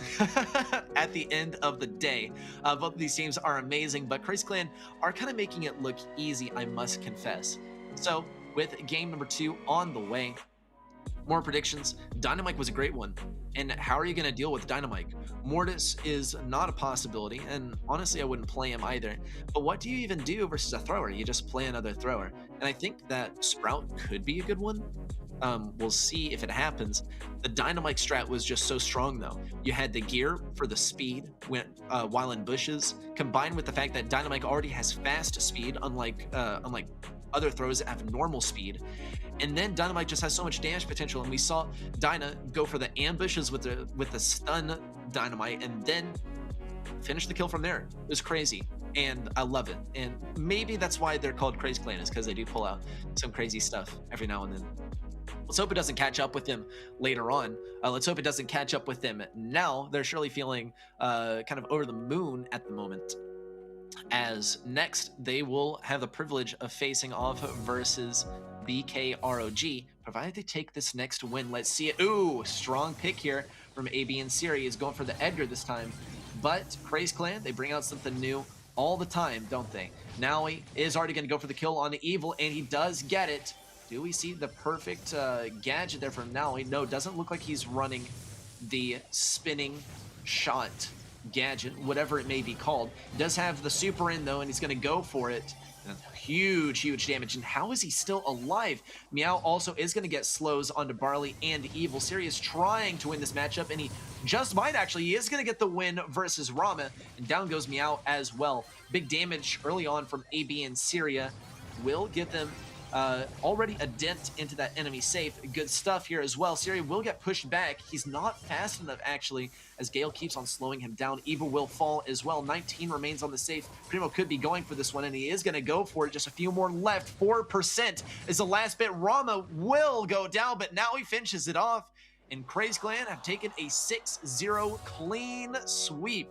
Congratulations to Craze Clan on their victory here in the first round of the international group stage versus AB and Syria. AB and Syria, they put up a good fight, but it just wasn't enough to get through Craze Clan, and honestly, not much is. It's such a talented roster, and I'm sure AB and Syria is. We haven't gotten to see what they're made of yet, but we will possibly get to see that chance in the next match. It is going to be the elimination match. One will be going home, the other will have the chance to face off versus the loser of the final match for the day. The winner of that be going on to the international finals. Let's get a replay. We saw consistently Naui just getting colossal damage. Meow doing his part, but I mean, I was mostly focused on Naui. We didn't get to see any stuns from him. But moving into game number 2, ABN, this was a great showing by them, I think, especially with the Edgar pick, but it just wasn't able to do enough is the deal. We saw Edgar chasing down Meow, and Meow was just not at all a target that could be reached by Edgar, because he kept on getting slowed down. But hey, I will say, to AB and Syria's credit, this is so much better than what we saw in the previous sets. They've shown so much development just over the course of this match, and I'm really hopeful for what they could be bringing versus Old Schools. Now, Old Schools is a pretty tough roster, but if AB and Syria is able to do this versus Craze Clan, then I think they'll be able to get at least a couple of wins off of Old Schools. I'm crossing my fingers. I'm very hopeful for it. In any case, though, congratulations to Craze Clan. Amazing win by them. Let's get the overall stats throughout the match, and you'll see some consistency here through the different brawlers that were played most often. A lot of Barley from AB and Syria, unfortunately, it didn't work out too great for them. Craze Clan, though, they were consistently good on the Bell. They were consistently good on the Rico as well. AB and Syria, they really like that tick, and I think at some points that worked to their disadvantage as well, because they played a lot for control, and Craze Clan just not randomly, I think it was very calculated, but it seemed to catch AB and Syria off guard a lot. When Craze Clan went for an aggressive and tanky comp, and usually that does catch people off guard as well in just normal competition. And I will say for AB and Syria, it could not be more true. It completely caught ABN with their guard down, and hopefully they have learned from this last match and will be able to bring out something a little bit more, I don't know, a little bit more reasonable versus Old Schools. We'll see though. Of course, guys, get up, stretch, get some water. I hope this was an exhilarating match. Our next one is going to be amazing too. It is, in fact, going to be the elimination match. Either AB and Syria or Old Schools are going home empty-handed. Find out after a short break.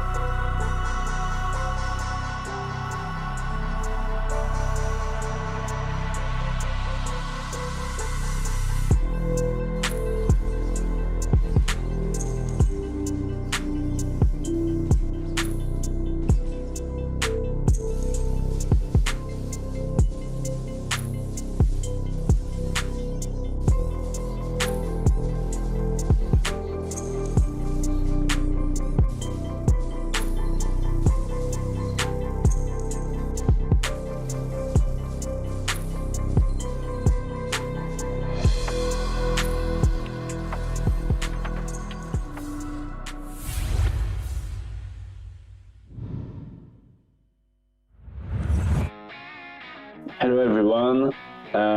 My first name is Felix, my nickname is Safe, and my team name is Activum. Welcome everybody, I'm Berto Santorello, my nickname is Insto, and I'm the coach of Untitled.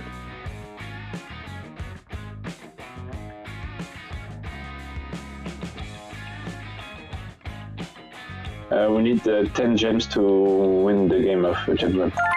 It's 10 gems.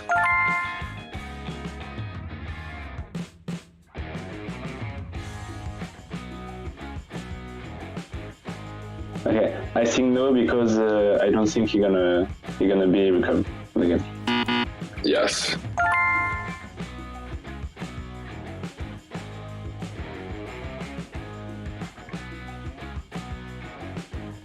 Okay, I think there are 8 brawler epics in the game.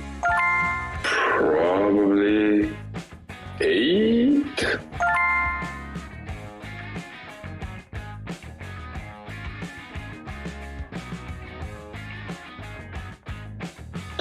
Two minutes. I think to survive in Rubber Rumble, you need 2 minutes to survive. 2 minutes, 40 seconds.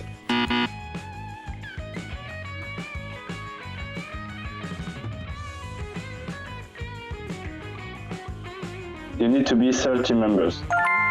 30.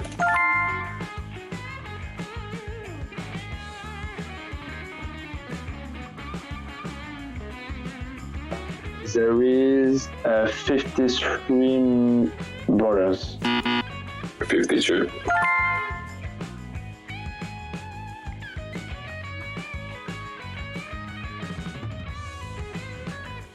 I think Leon have 3,000 of HP. 4,920.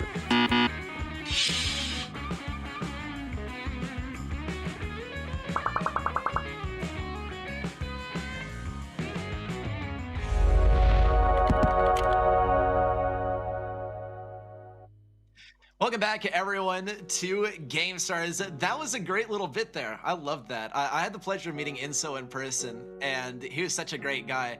So I wonder how many you guys got. Actually, some of them were pretty easy, but some of them were pretty difficult. I thought there were 54 brawlers in Brawl Stars, but it turns out there are actually 52. So yeah, looks like some of y'all actually knows better than me. Let's get into it. Our first match here.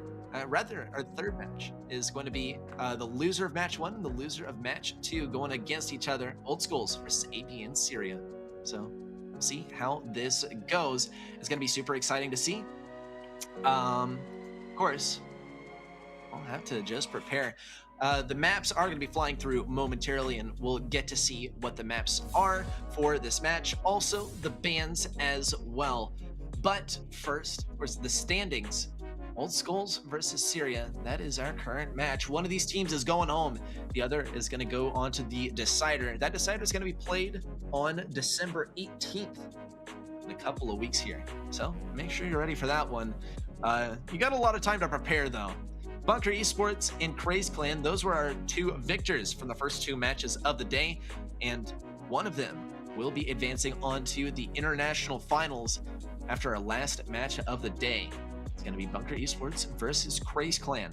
But of course, first we have to find out who is going on to the decider. Will it be OBN, or rather ABN, or will it be Old Skulls? Going to be starting now, just in a minute or 2 here. And we'll be finding out those maps and subsequently the bans as well, in order to see how this match is going to be played out. We did actually see some maps that we were not necessarily anticipating that have not traditionally been in the competitive map pool early on. In the last match, we saw that set number 5 was, if we got there, going to be played on Gem Source, and I would love to see that one actually played within the first 3 sets. Of course, have to keep our fingers crossed and have to just hold out and wait to see when those maps are finally going to come within the first 3 sets. Maybe it'll be today, maybe it'll be tomorrow. Of course, you're going to want to come back for the remainder of this week to see all of these amazing GameStars games. Let's see, though. Old Schools and ABN will be getting started any moment here. Everyone submit your predictions as well for who you think is going to win. I, of course, have my bias. I think that Old Schools really could take the win here, but ABN, I'm still crossing my fingers. I want to see some signs of life from them because Old Schools, they managed to take a couple of games, in fact, an entire set off of BK ROG Esports earlier in the day, but ABN, they haven't taken a single win yet, right? And I know that they have it in them. Like, I really, really, really believe that they do. I just really, really need to see it as well. And I think that they could show it to us within the first couple of sets.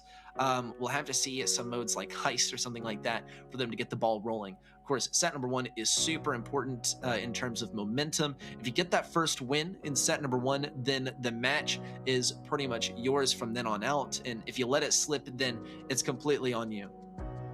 So we'll see.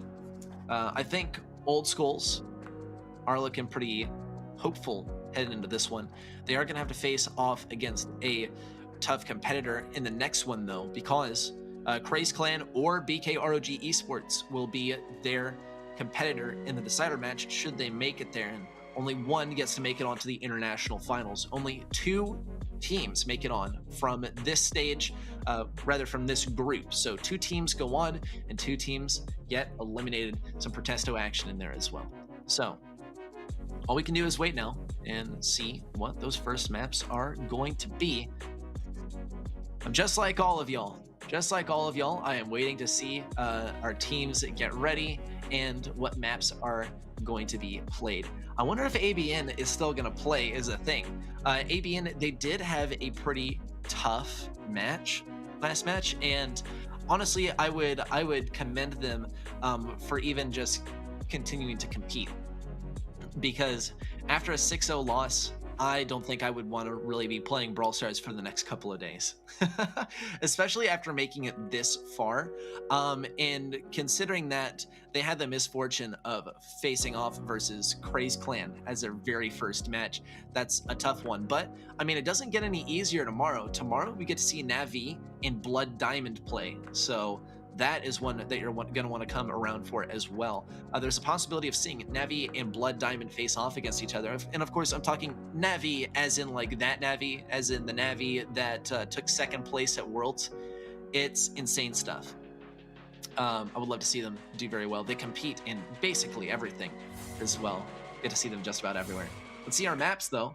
We're going to be starting off on Split, then Minecart Madness, and then or rather Pit Stop, and then Minecart Madness. Shall we move on to set number 4 or set number 5? Sticky Fields and Shooting Star are in the realm of possibilities, but Split, that's going to be a great one to start off on for ABN, because Split is a map that could go either way, really. It's really 50-50 here.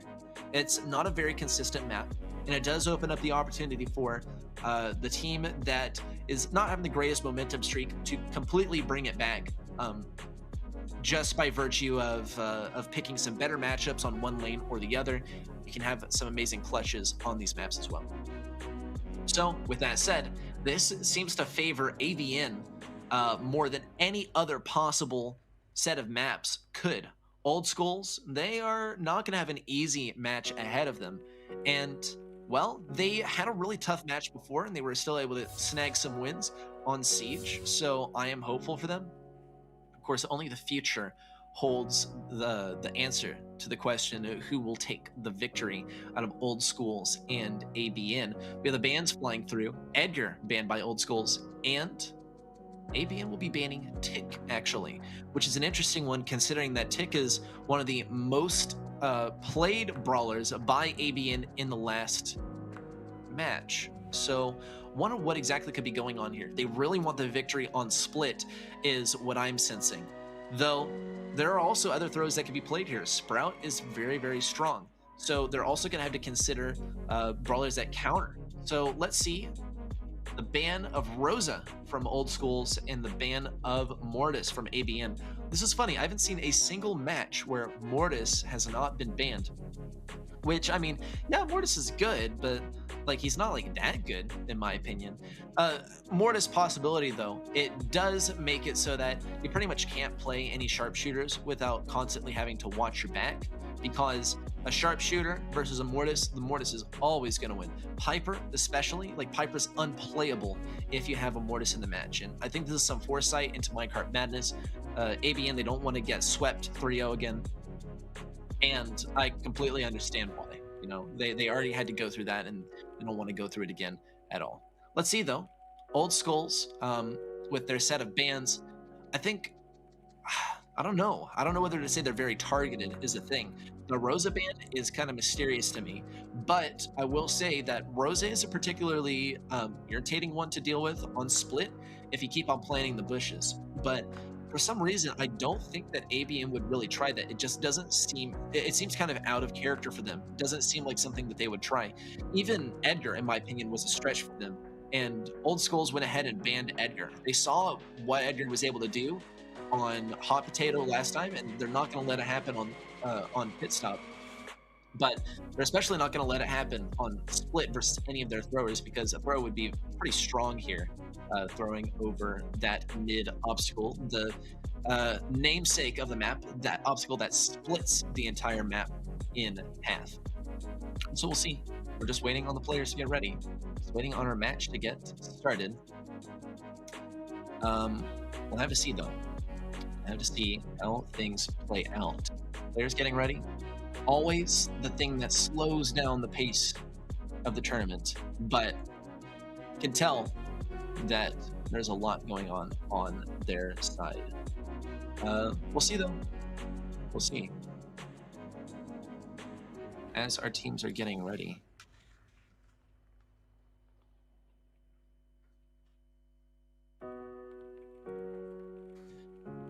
Yeah. Banzo, I mean, Rosa, I don't think is going to have, like, you know, many implications beyond Split, but Minecart Madness could maybe have a little bit of Rosa action. Mortis would be a good one for Minecart Madness as well. Throws would be good on that map. Have seen some Gene play there as well. But by and large, you're going to see like Lola here as well. Lola is not banned. Lola is possible. Let's see what happens. Surge on the left side. Griff blowing up some walls on the right. B also looking for some control at mid here. Syria pushing forward with Surge. He is outranged though. This is an interesting use of a teleport, kind of a waste if you ask me, in my opinion. No need for Johnsky to teleport in there. It would be much better used on Barley, who is now giving him a little bit of a tough time. Let's see it, though. More wall break on the left side, and Frank is going to be having a bad day. Syria also will get that super off, but it won't do much for him. ABN, though, is leading by a large margin, but Old Skulls are looking pretty good.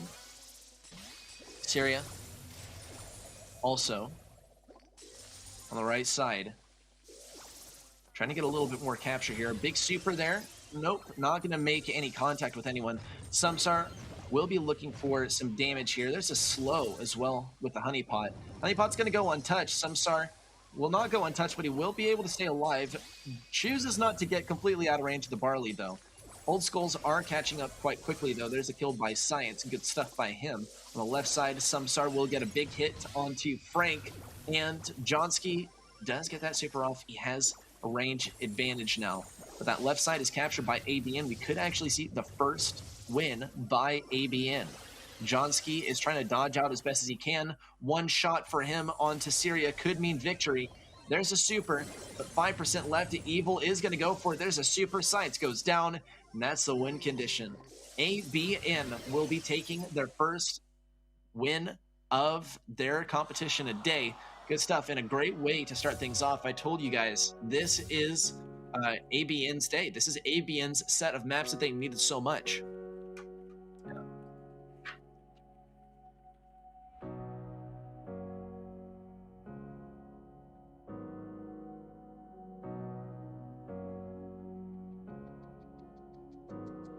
So, we will hopefully head into that next match pretty soon. It is taking a long time for the players to get ready, though. So, I wonder if they will be getting ready any faster. AB and Syria, no doubt, will be readying up pretty soon here, considering that they are coming off of a nice win. Have to see. I did like the Frank. You typically don't see Frank on this map without a Gale. And Gale is super useful for getting that jump pad over for Frank, and Frank is able to jump in consistently and just be a big wall of health on the point. So I think that would be a good strategy. AB and Syria obviously were able to deal with the Frank pretty well. The Frank wasn't working too well for Old Skulls. It is kind of strange to see the Frank without the Gale. I definitely think it could be accented better. I think also Old Skulls could be bringing something a little bit different in terms of brawlers that are able to wall break. So we'll see. We're just waiting for the players to get ready. Yeah, unfortunate. Let's get it. Next game coming up here. Science pitching up on the right side. Let's take a look at the comps. Colonel, Ruffs, B, and Griff on the left side. On the right, Surge, Frank, and Barley. Syria will be getting some good health over here. Science still trying to defend. All of those sandbags are already down. Syria is not able to get the kill, though it came quite close. Science, also hanging out here on the right side, has his super ready to go. How is he going to use it is a big question. There's a wall break. Johnsky is going to go for that power-up and perhaps a little bit more wall break. Good kill there with the super from Johnsky, but ABN already has the early game lead. We see the gadget being used here by Frank as well. He's waiting for a golden opportunity, but as soon as he goes for Samsara, he is going to get punished. And here's the auto-aim potential. Doesn't look like Samsara's auto-aiming, though. He is not able to get those shots on Frank. There's one, and perhaps another. These are some really good dodges by the Frank, I'm not going to lie. Let's see it, though. Frank, 1 shot, 2 shot, 3 shot, not going to be able to hit Samsara at all. In fact, there's another slow on Frank as well, but Old Skulls still trailing, actually. The right side is posing a lot of issues, actually, for Old Skulls, and ABN's looking quite good. Old Skulls still on the left side, trying to get some more capture, trying to defend this point as well. Evil knows he just has to step onto this point for a moment. ABN really trying. Let's see, though. Old Skulls on the left side will be able to capture this. Now it's down to the right side. Johnsky has this super ready to go. He's not going to fire it off just yet. He's looking for the perfect opportunity. Did miss that opportunity, though. There's the spins. Will they be able to get there in time, though? Looks like Samsara totally could, but he's going to take a bit of a longer route, and yeah, that is going to give the win to ABN. Very unfortunate there, and a well-deserved spin there, I think, there for ABN as well. Great clutch by them to get that at 99%.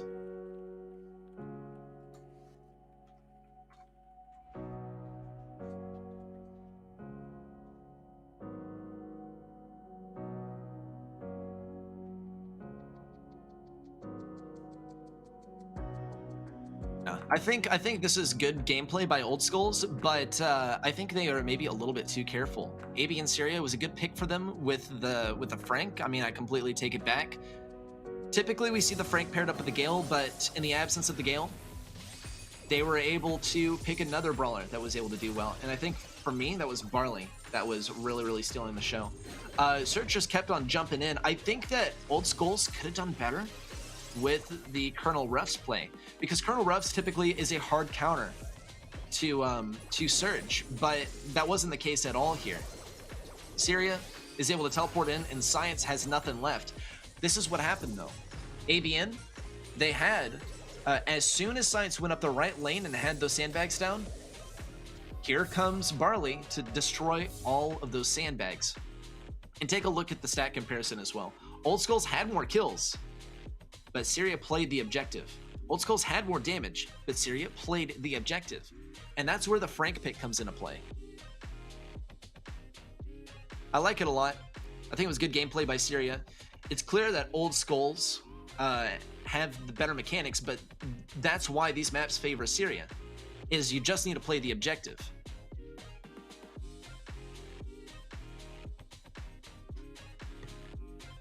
With that, though, we'll be heading into the next game as well.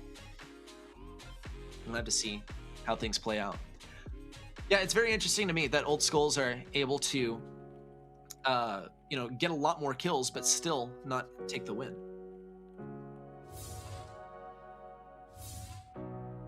What's up, Ashil? How are you, man? Let's get it. Pit stop coming up next. Gonna be an interesting one. Could see a little bit of Barley here. I would love to see it, in fact. Up the right lane, though, a little bit of Rico action, perhaps. Another brawler I like to see here is Anita. It's just a personal favorite. I like to see her play mid. She's great for defense.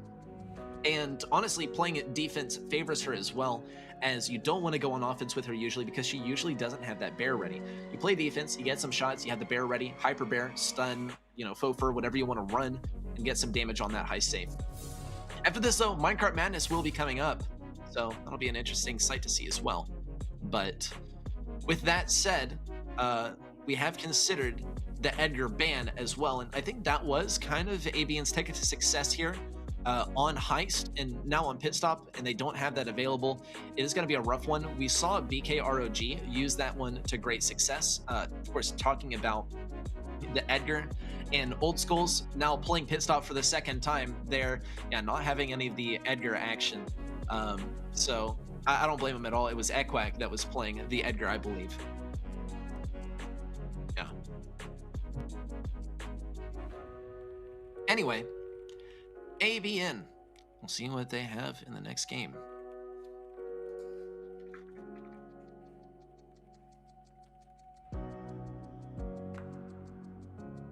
We'll see what Old Skulls does. I wonder if they'll use a bull. We have seen that used before. We saw BKROG use it. Yeah. Let's get it though. Game number 1 of Pit Stop. Samsara on the right side has a super ready to go. Already going to push through versus Siri. He's running the long dash star power as well. On the left side, though, Science will be trying to get some damage on Evil. Johnsky also has that expanded radius. Eyes sharp. You're basically going to be able to get that stun for free. Reliable. Johnsky is able to get the kill. And Evil is actually pinched between a couple brawlers here. Does not falter, though. He is going to stay alive. Johnsky has that grapple, though, and he's going to go for Syria and Evil. Ooh, big kill possibility. No, Syria and Evil somehow stay alive. Science, though, will be trying to get a little bit of damage. Maybe going to take a little bit of damage as well, and down goes Syria. Samsara as well has this super ready to go. Johnsky also looking for some damage up here. Samsara dashes through. Bunch of damage on the safe. Syria also trying to get through. He has the super ready to go, but he is getting pushed back pretty consistently by Science. Samsara all alone on the right side. Syria trying to get something, but Samsara is just too strong. OS going all in on the safe, and Old Skulls will be taking game number 1 of set number 2.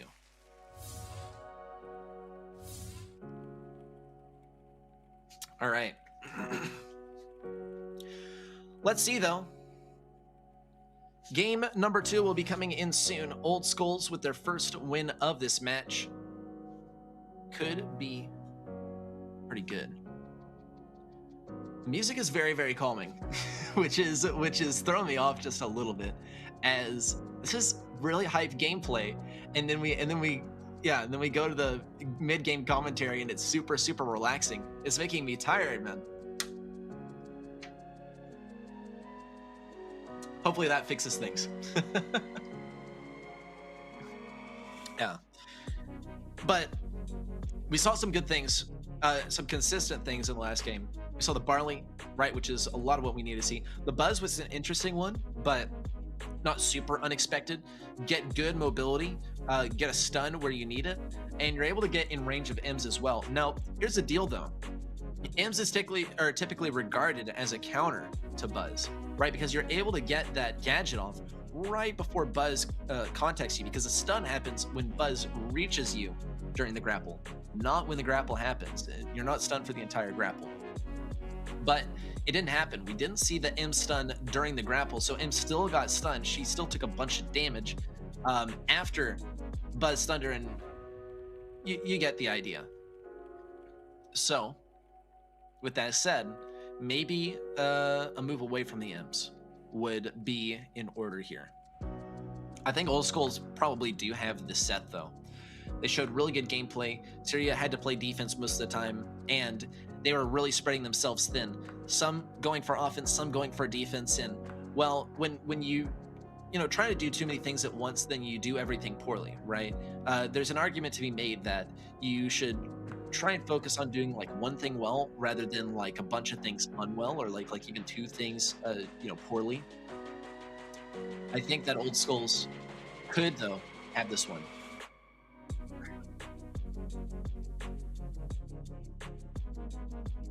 The music is a little relaxing. Yeah. It is a little relaxing considering the gravity of what's going on here, right? One of these teams is getting eliminated. Yeah. One team is going home and the other gets the chance to go on to the international finals. Let's see though. Next game coming in. OS. We'll see what they got for us. Science will be trying to push forward. AB in Syria. Also coming around the right side. He's going to go solo on the safe. It's a base race.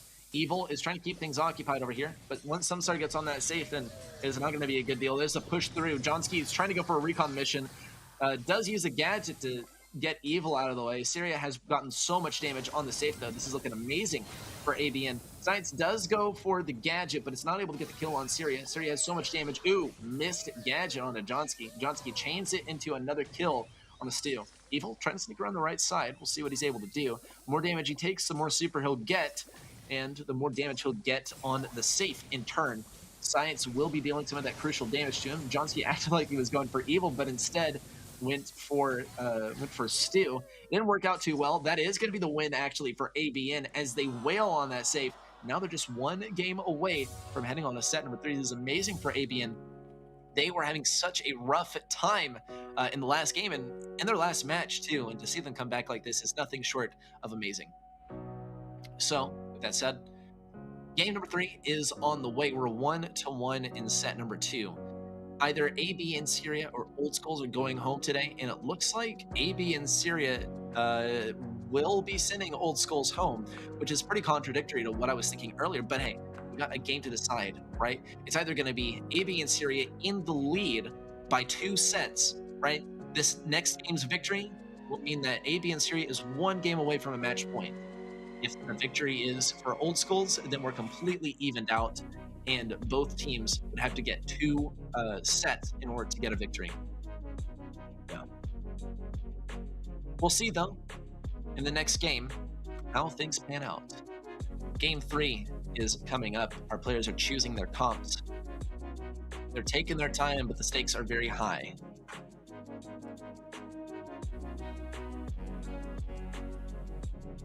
How to vote. I don't believe that you can vote. I don't believe there's a way to vote.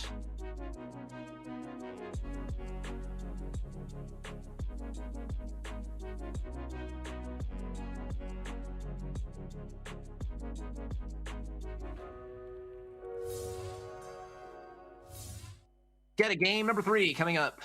And we do have actually the Tara pick from Samsara on the right side. And Old Skulls, well, we've seen this move from them before. It was kind of a gimmick, though. Let's see if they're able to make it work. Evil will be trying to get this off. He is able to get the kill versus Samsara, and those shades are no match for the bull gun. And here's the dash through as well by Stu around the left side. Avian Series still looking on the right side for something. Evil will get a lot of damage, 3,000 with each shot, 3,600 if he takes a little bit more damage. But no, actually, does not look like that Shade's going to be able to catch up with him. Science completely abandons post. Evil has a super ready to go. This is not looking good. Samsara's going to have to stop him. Evil is able to get some damage, does heal up with a gadget as well. But there's the final hit from Science. Now Science will be looking for even more blood. There's a kill as well. Johnsky gets the final hit.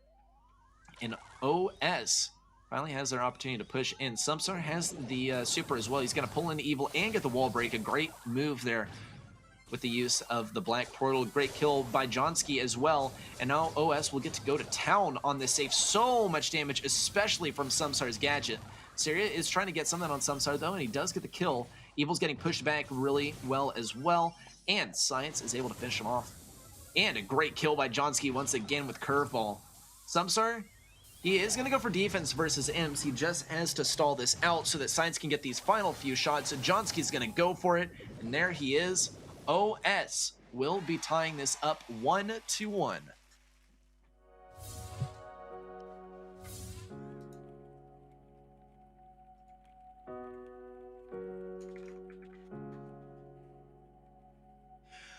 With that, we are in set number 3. We're seeing what map that is momentarily. But let me casting next, man. I appreciate it. Yeah, it is a little bit tough to do it solo. It's tough to be talking all the time. It's definitely rough on my voice as we are what I believe almost 3 hours in. Let's get a replay before we move on to anything else. Here's Jonski consistently grappling onto that high safe, and this was an Old Schools managed to take the first win of the set. But moving into game number 2, ABN just went to town on this safe time and time again, especially Evil getting loads of damage there. Evil rushing in again. We saw good signs of life, and Evil did a great job of taking down Tara at the end of the game, but OS just a couple of pushes was really all they needed in order to grab the win overall in this set and tie things up 1-1. I think it was a great comeback by Old Schools, and I think it was a really good chance of ABN winning. Unfortunately, they weren't able to take the win. They'll have to get those wins later. Set number 3, 4, they are on the way. No gem source though, like last match. We'll have to hold out just a little bit longer to see some of those wacky maps in rotation. Yeah. Anyway, Old Skulls, GG. Yeah, GG is true. Let's get a look at the stats from this last set as well. This is pretty good. Old Skulls taking the 2-1 victory in the set overall, of course. More kills, more damage taken on their safe, more damage overall though. Now, AB and Syria, they did pick up a game here, and they did actually deal a lot of damage in game number 3. And game number 1, they did a considerable amount of damage as well.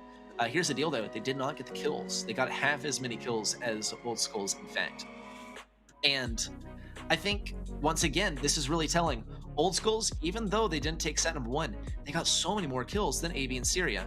AB and Syria, they played the objective, right? I will give them that. They are good at playing the objective, but sometimes it leads them to do things like base race, where they have a brawler like Ems just go solo on the safe. And yeah, that's gonna get you great damage, but there's more to the game than just safe damage, right? There's controlling your opponent and keeping them away from the safe, because you can be on the safe and see, oh, okay, my safe percentage is not going down, I'm fine. But then once you die, a few seconds later, the enemies have reached your safe and now it's going down like crazy. And you can't do anything about it because you're dead and you haven't respawned yet.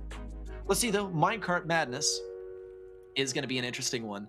Of course, also something you probably have noticed is between games, or rather between matches, there are some pre-recorded segments, and I have a pre-recorded segment that will play at some point where I give you guys some tips about Minecart Madness. So I hope you guys are excited for that one. Probably going to be coming up later on in GameStars, later on in the GameStars season. For now though, I'll give you guys some tips on Minecart Madness. So here's a fun one. So a lot of people like to say Minecart Madness is RNG, but there's really only a couple things on Minecart Madness that are RNG. The first thing is which side of the map that you spawn on. The other is which arrangement your brawlers spawn in, right? Whether like one spawns on the right, the middle, the left, that's just something on every single map. But if you spawn next to the mushrooms like OS, then that minecart's going to be coming from the left side, and yep, there it is. Minecart coming from the left side, headed towards the enemy side of the map.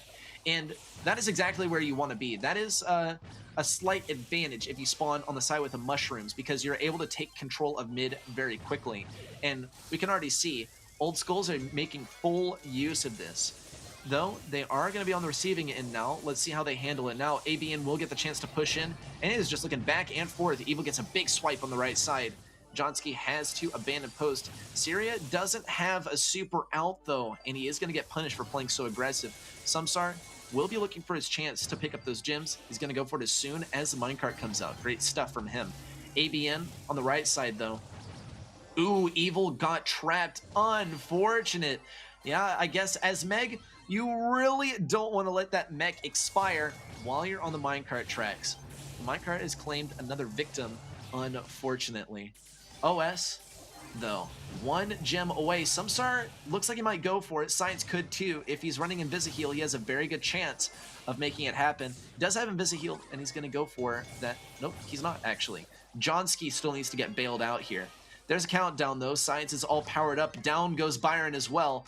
and OS just have to get a slow and steady retreat. That is the name of the game, but it won't be too challenging. That minecart is blocking the path of ABN. Science is still playing aggressive though, and he can afford to as well. He has 1 gem to his name, and 1 gem that OS can afford to lose. He's not going to die anyway, in fact. And Old Skulls will be just 1 game away from taking us to the next set.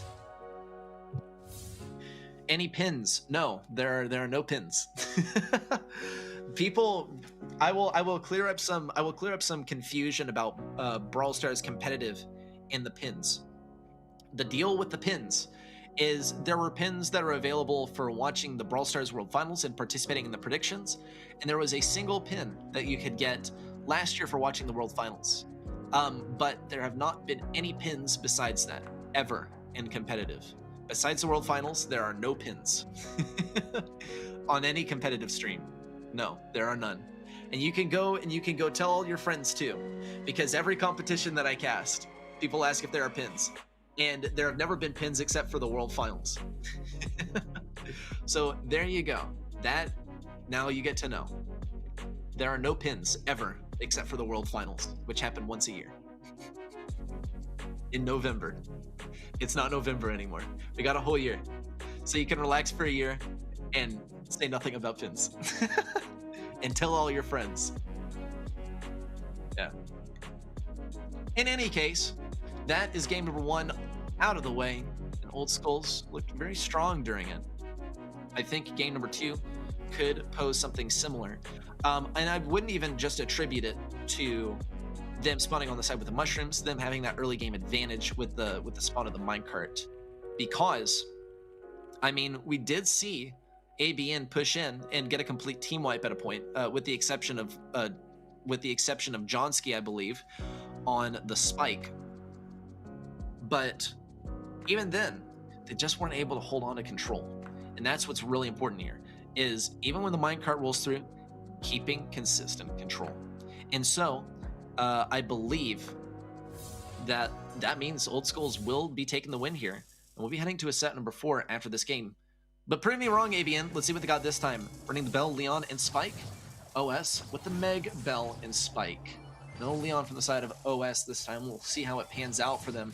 Already, Johnsky getting rid of that cactus on the right side. Evil trying to provide a good matchup for him. Samsara is going to go for the pinch, though. And Johnsky and Samsara are just going to work. And Syria is trying to heal up a little bit. Samsara immediately punishes him. And I anticipate this is how that matchup is going to go a lot throughout the course of this game. Johnsky, of course, locked in here. Evil can't push out either as he is on very low health.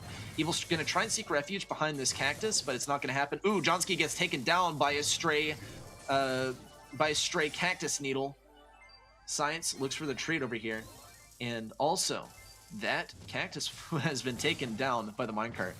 Syria, once again, trying to get some mid-control. He wants that super to slow down Samsara, perhaps, and he's not going to be able to get it off, actually. Samsara does have a super, though. Great use of the lollipop drop, but Leon is still going to get hit by that one, and that is going to be devastating for a brawler that relies so much on high damage at close range, especially as well, considering that he is carrying 3 gems. Syria is going to get pitched very hard if he's not careful. No! Wow! And he takes a huge risk to take out Johnsky. Science, though, will be grabbing enough gems to start that countdown for Old Skulls. And this is looking very hopeful for them, in fact. Just a few seconds left, and Leon has already been spotted. There's just no hope for ABN to come back. They got a single set here, and that was fantastic. It was fine and dandy and all. But Old Skulls will be taking us to set number 4. Potentially claim this match. Navi, strongest team in EU. It's interesting, right? Because it's totally up for debate, even whether Navi is in EU. Yeah, and I think I think it's kind of thrown around because Navi is in Navi's in Russia, right? And that's usually considered like EECA, right? Eastern Europe, Central Asia. So I mean, EMEA, Europe, Middle East. Yeah. That's all one region. Let's get some replays of the last game, though. This was domination by Old Skulls. Even when the ABN got a team wipe, Old Skulls were able to bring it back. Here is game number 2 here. Science consistently getting that swipe at the perfect time. Good stuff there, actually. from Old Skulls, and the momentum is looking super strong. Once again, who'd have thought Old Skulls pull off more kills than AB and Syria? It's something that they have done every single set, even set number 1, which they conceded to AB and Syria. They were able to get more kills. And for AB and Syria, that is really the one stat that they need to improve, it would seem, is winning those matchups even more. Winning those 1v1 matchups. Yeah. Navi lost their first match of Queso yesterday. Versus who, though, is a question. Yeah, that plus Queso isn't exactly a... I mean, Queso has 7 match days. Queso has 7 match days, and you only get any sort of prizing for the playoffs. 7 match days that don't pay, and then you qualify for the playoffs if you're in the top 6 or something. I don't think Navi's really concerned. Let's see Sneaky Fields, though. It's going to be set number 4. And this one, I think, is going to be a doozy. M's is a possibility. Tanks are a possibility. This is Old Skulls territory. ABN should be worried, but if they have learned anything about Old Skulls playstyles and the brawlers they tend to pick throughout these past few games, then they should be just fine and have a realistic chance of taking this on to set number 5, I believe. Yeah. In any case, yeah, Navi, strongest team in NEU. Honestly, I still stand by SK. I think SK is the strongest team. Here's the deal. I think they did get a little bit spooked at the LAN, and I think Tribe NA was so confident headed into that match. And SK, was a little bit spooked. And yeah, none of these guys are pay to win because it's a friendly match, so everyone's gonna be power 11. Yeah.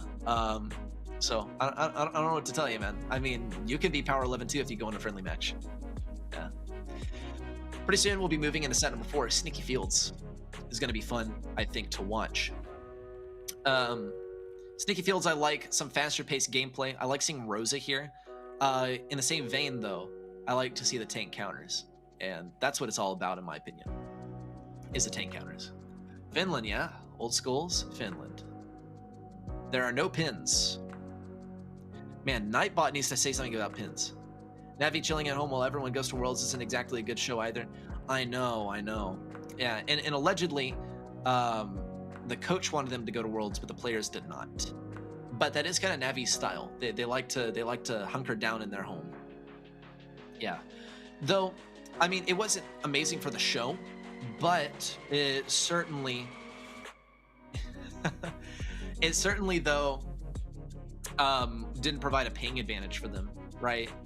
The networking was structured in such a way that being at the LAN would give you an advantage. Yeah. But I will tell you, as someone who was at Worlds, right, as soon as Tribe NA won and everyone just determined it was because they intimidated SK, right? That was a consensus, was that they intimidated SK and that's why they won, and they tilted SK. So then everyone started reacting so much, like INTZ was doing it a lot. You cannot get pins. You cannot get pins. There are no pins. And there will never be.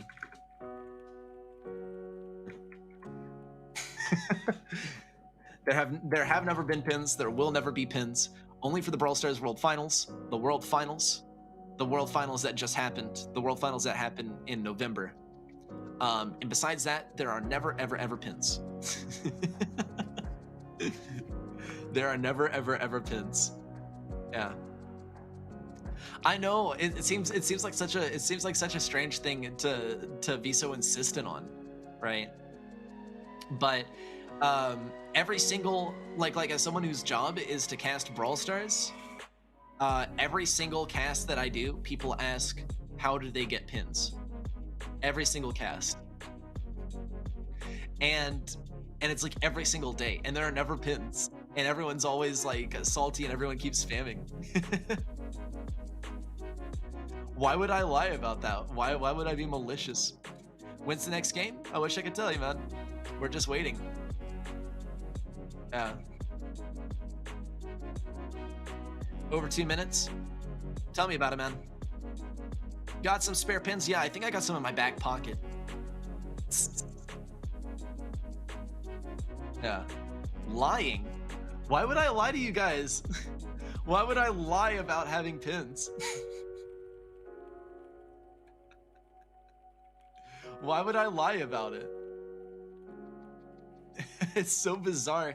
Such a strange thing to lie about. SK was too nervous at the beginning, especially Jetton. Yeah. Yeah. It's unfortunate too.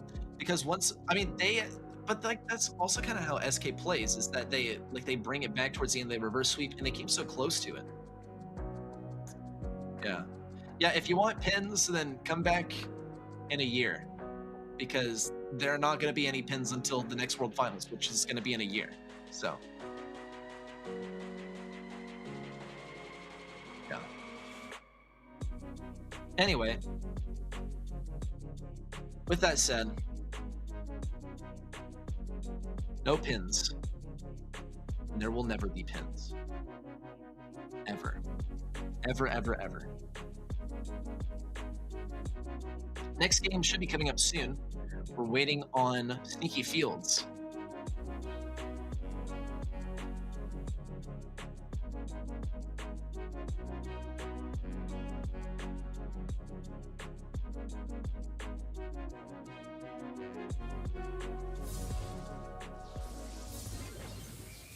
All right. Moving into set number 4.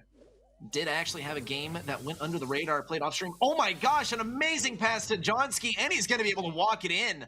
What a great way to start off game number 2. That is a highlight, if you ask me. Great pass there from Samsara to Johnski. See it happen again. This is, in fact, a tank counter strat from Old Skulls, and it looks like it's going to propel them to victory, in fact. There's a big pinch, though Frank is going to be able to get the kill on Johnski. Pass over to the right side, though. Samsara has this one ready to go. Pass in front of Science, and just like that, it's going to Old Skulls. Unfortunate there for ABN, as they will be kicked out of the competition in the group stage. So now, as this comes to a close, we get to congratulate Old Skulls on advancing on to the decider match. Guys, the decider match is going to be in a couple of weeks, so they'll have some time to prepare for their match. But we have some more preparations to do ourselves for that decider match. We got to find out who exactly they are going to be playing against. Old Skulls is either going to be facing against BKROG Esports or Old Skulls. Let's get a recap of this last game. What an amazing walk in there from Johnski after a great received pass. Samsara was able to throw that one in. And there's a little happy snowman pin. I would be a happy snowman myself too if I were able to take the win just like that. And once again, just like that, Old Skulls showing how it's done. Get more kills is the name of the game. But really, I think what Old Skulls have completely excelled in at this entire competition has been picking the counters. And they have known what AB and Syria is going to pick before AB and Syria picks it. And that has got to be so frustrating from the side of ABN, but from Old Skulls, it's nothing short of a stroke of genius to be able to consistently do that. That is a mark of a well-prepared team. And take a look at the stats. This is also a mark of a well-prepared team. More than twice the kills of ABN consistently, and the damage is just off the charts. We see ABN consistently going Frank, and Old Skulls consistently going counters to that exact stuff. Now, the Barley was kind of a good band-aid response from ABN, but when you're consistently playing Frank and your enemy is consistently playing Ems, B, just, man, and Spike, it's never going to work out. And I think it was a good early on recognition from Old Skulls that Frank was giving them trouble. ABN kept on throwing the Frank at the tank counters. It just didn't work. Guys, we know it doesn't work, but I think this next match is going to be fantastic. We have BKROG versus Craze Clan, two extremely stacked rosters that will be competing for a chance to head on to the international finals. Make sure you get up, stretch, walk around a little bit, get some water. I could definitely go for some water right now. We'll be back with the finals of the day in just a few minutes.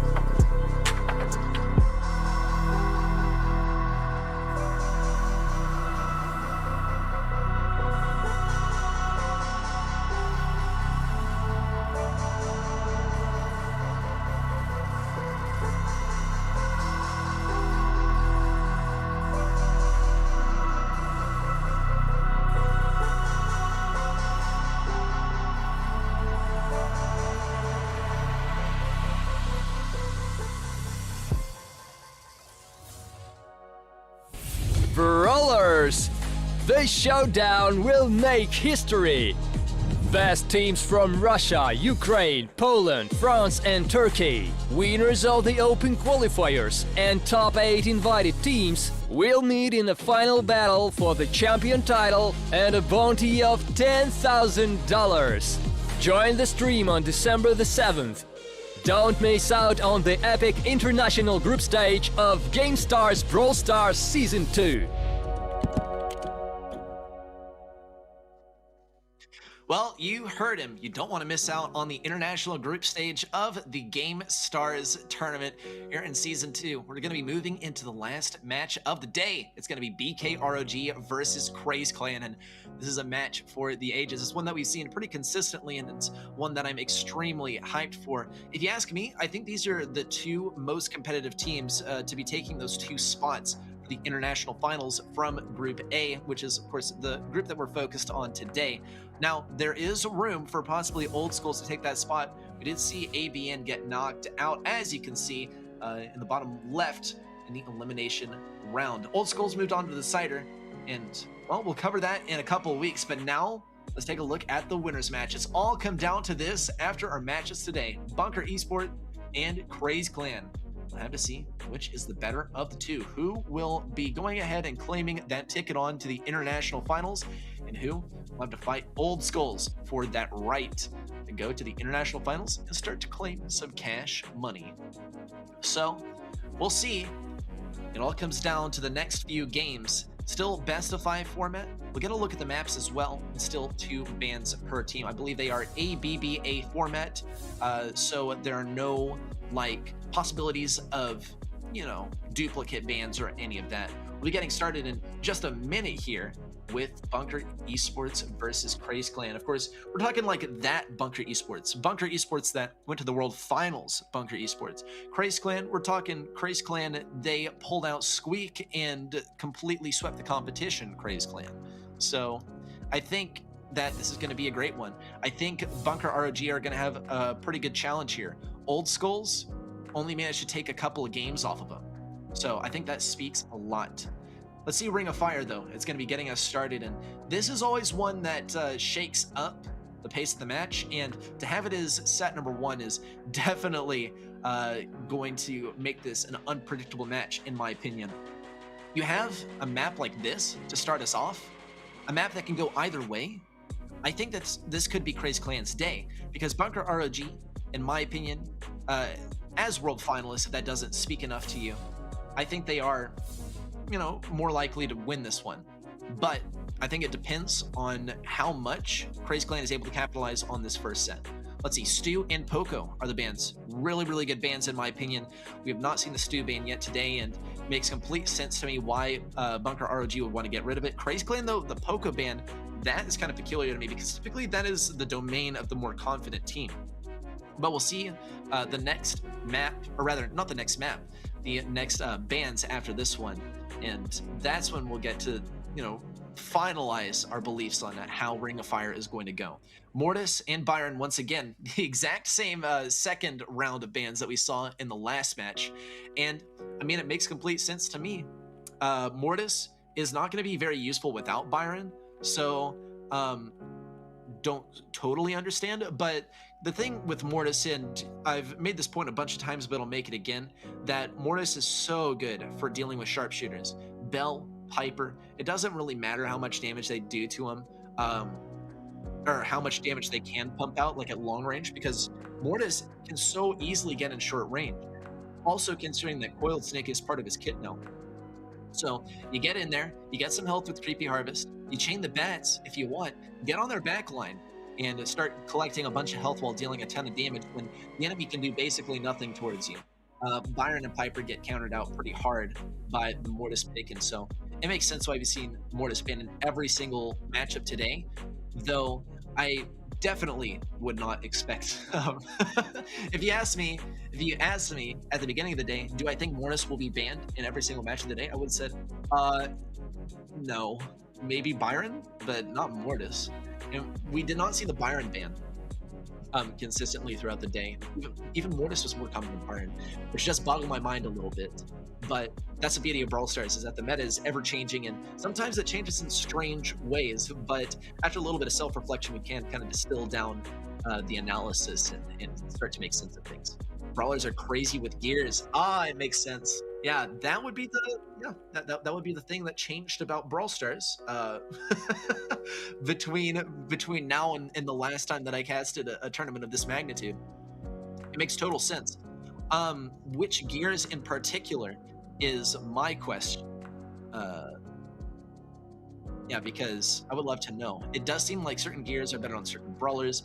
I also know that I think Kairos had a pretty good video about gears in the state of the game at the moment that I fully intend on watching once we draw GameStars to a close for the day, which is going to be directly after this match. So get excited.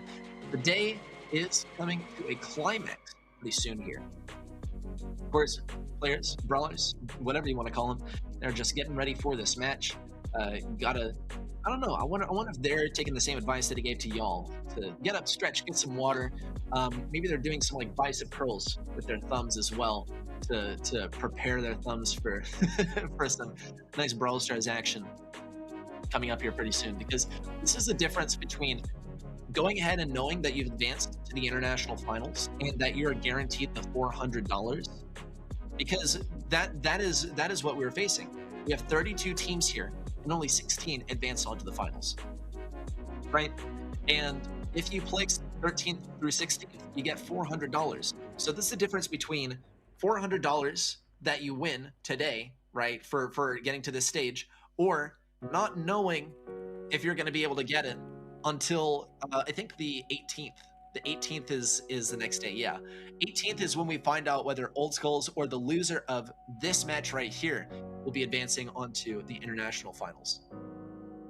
Yeah, so there is quite a bit of money at stake. $400 being played for today. And I mean, you guys can always submit your predictions. Submit. There's not like a form or anything. When I say submit your predictions, I mean just like put them in chat, right? Just say who you think is going to win and start some discussion in chat, because it's always fun to talk with people and raise some good points about individual players and things. Speed and damage just change everything. It's interesting. I thought shield was pretty good too. Unfortunate. No. Sound is bad. Let's hear.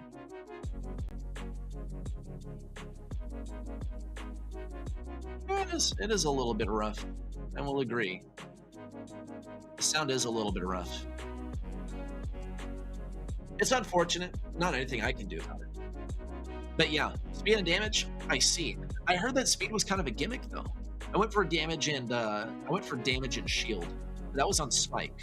I think I'll go speed on Sandy, just for fun. I could honestly do it on the side right now. It would be a lot of fun. I got Sandy to power 11, so I could do both of them. I decided to use all my power points on just brawlers that are ridiculous with gears. Sandy is one of them. Yeah. And then maybe I'll use them in Power League or something. I'm going for Sprout next. Sprout I have at power 10 now. I want to get him to power 11, but I think it wouldn't be that great of an investment. Yeah. Yep, just waiting on our next match to get started. Waiting on the players to get ready.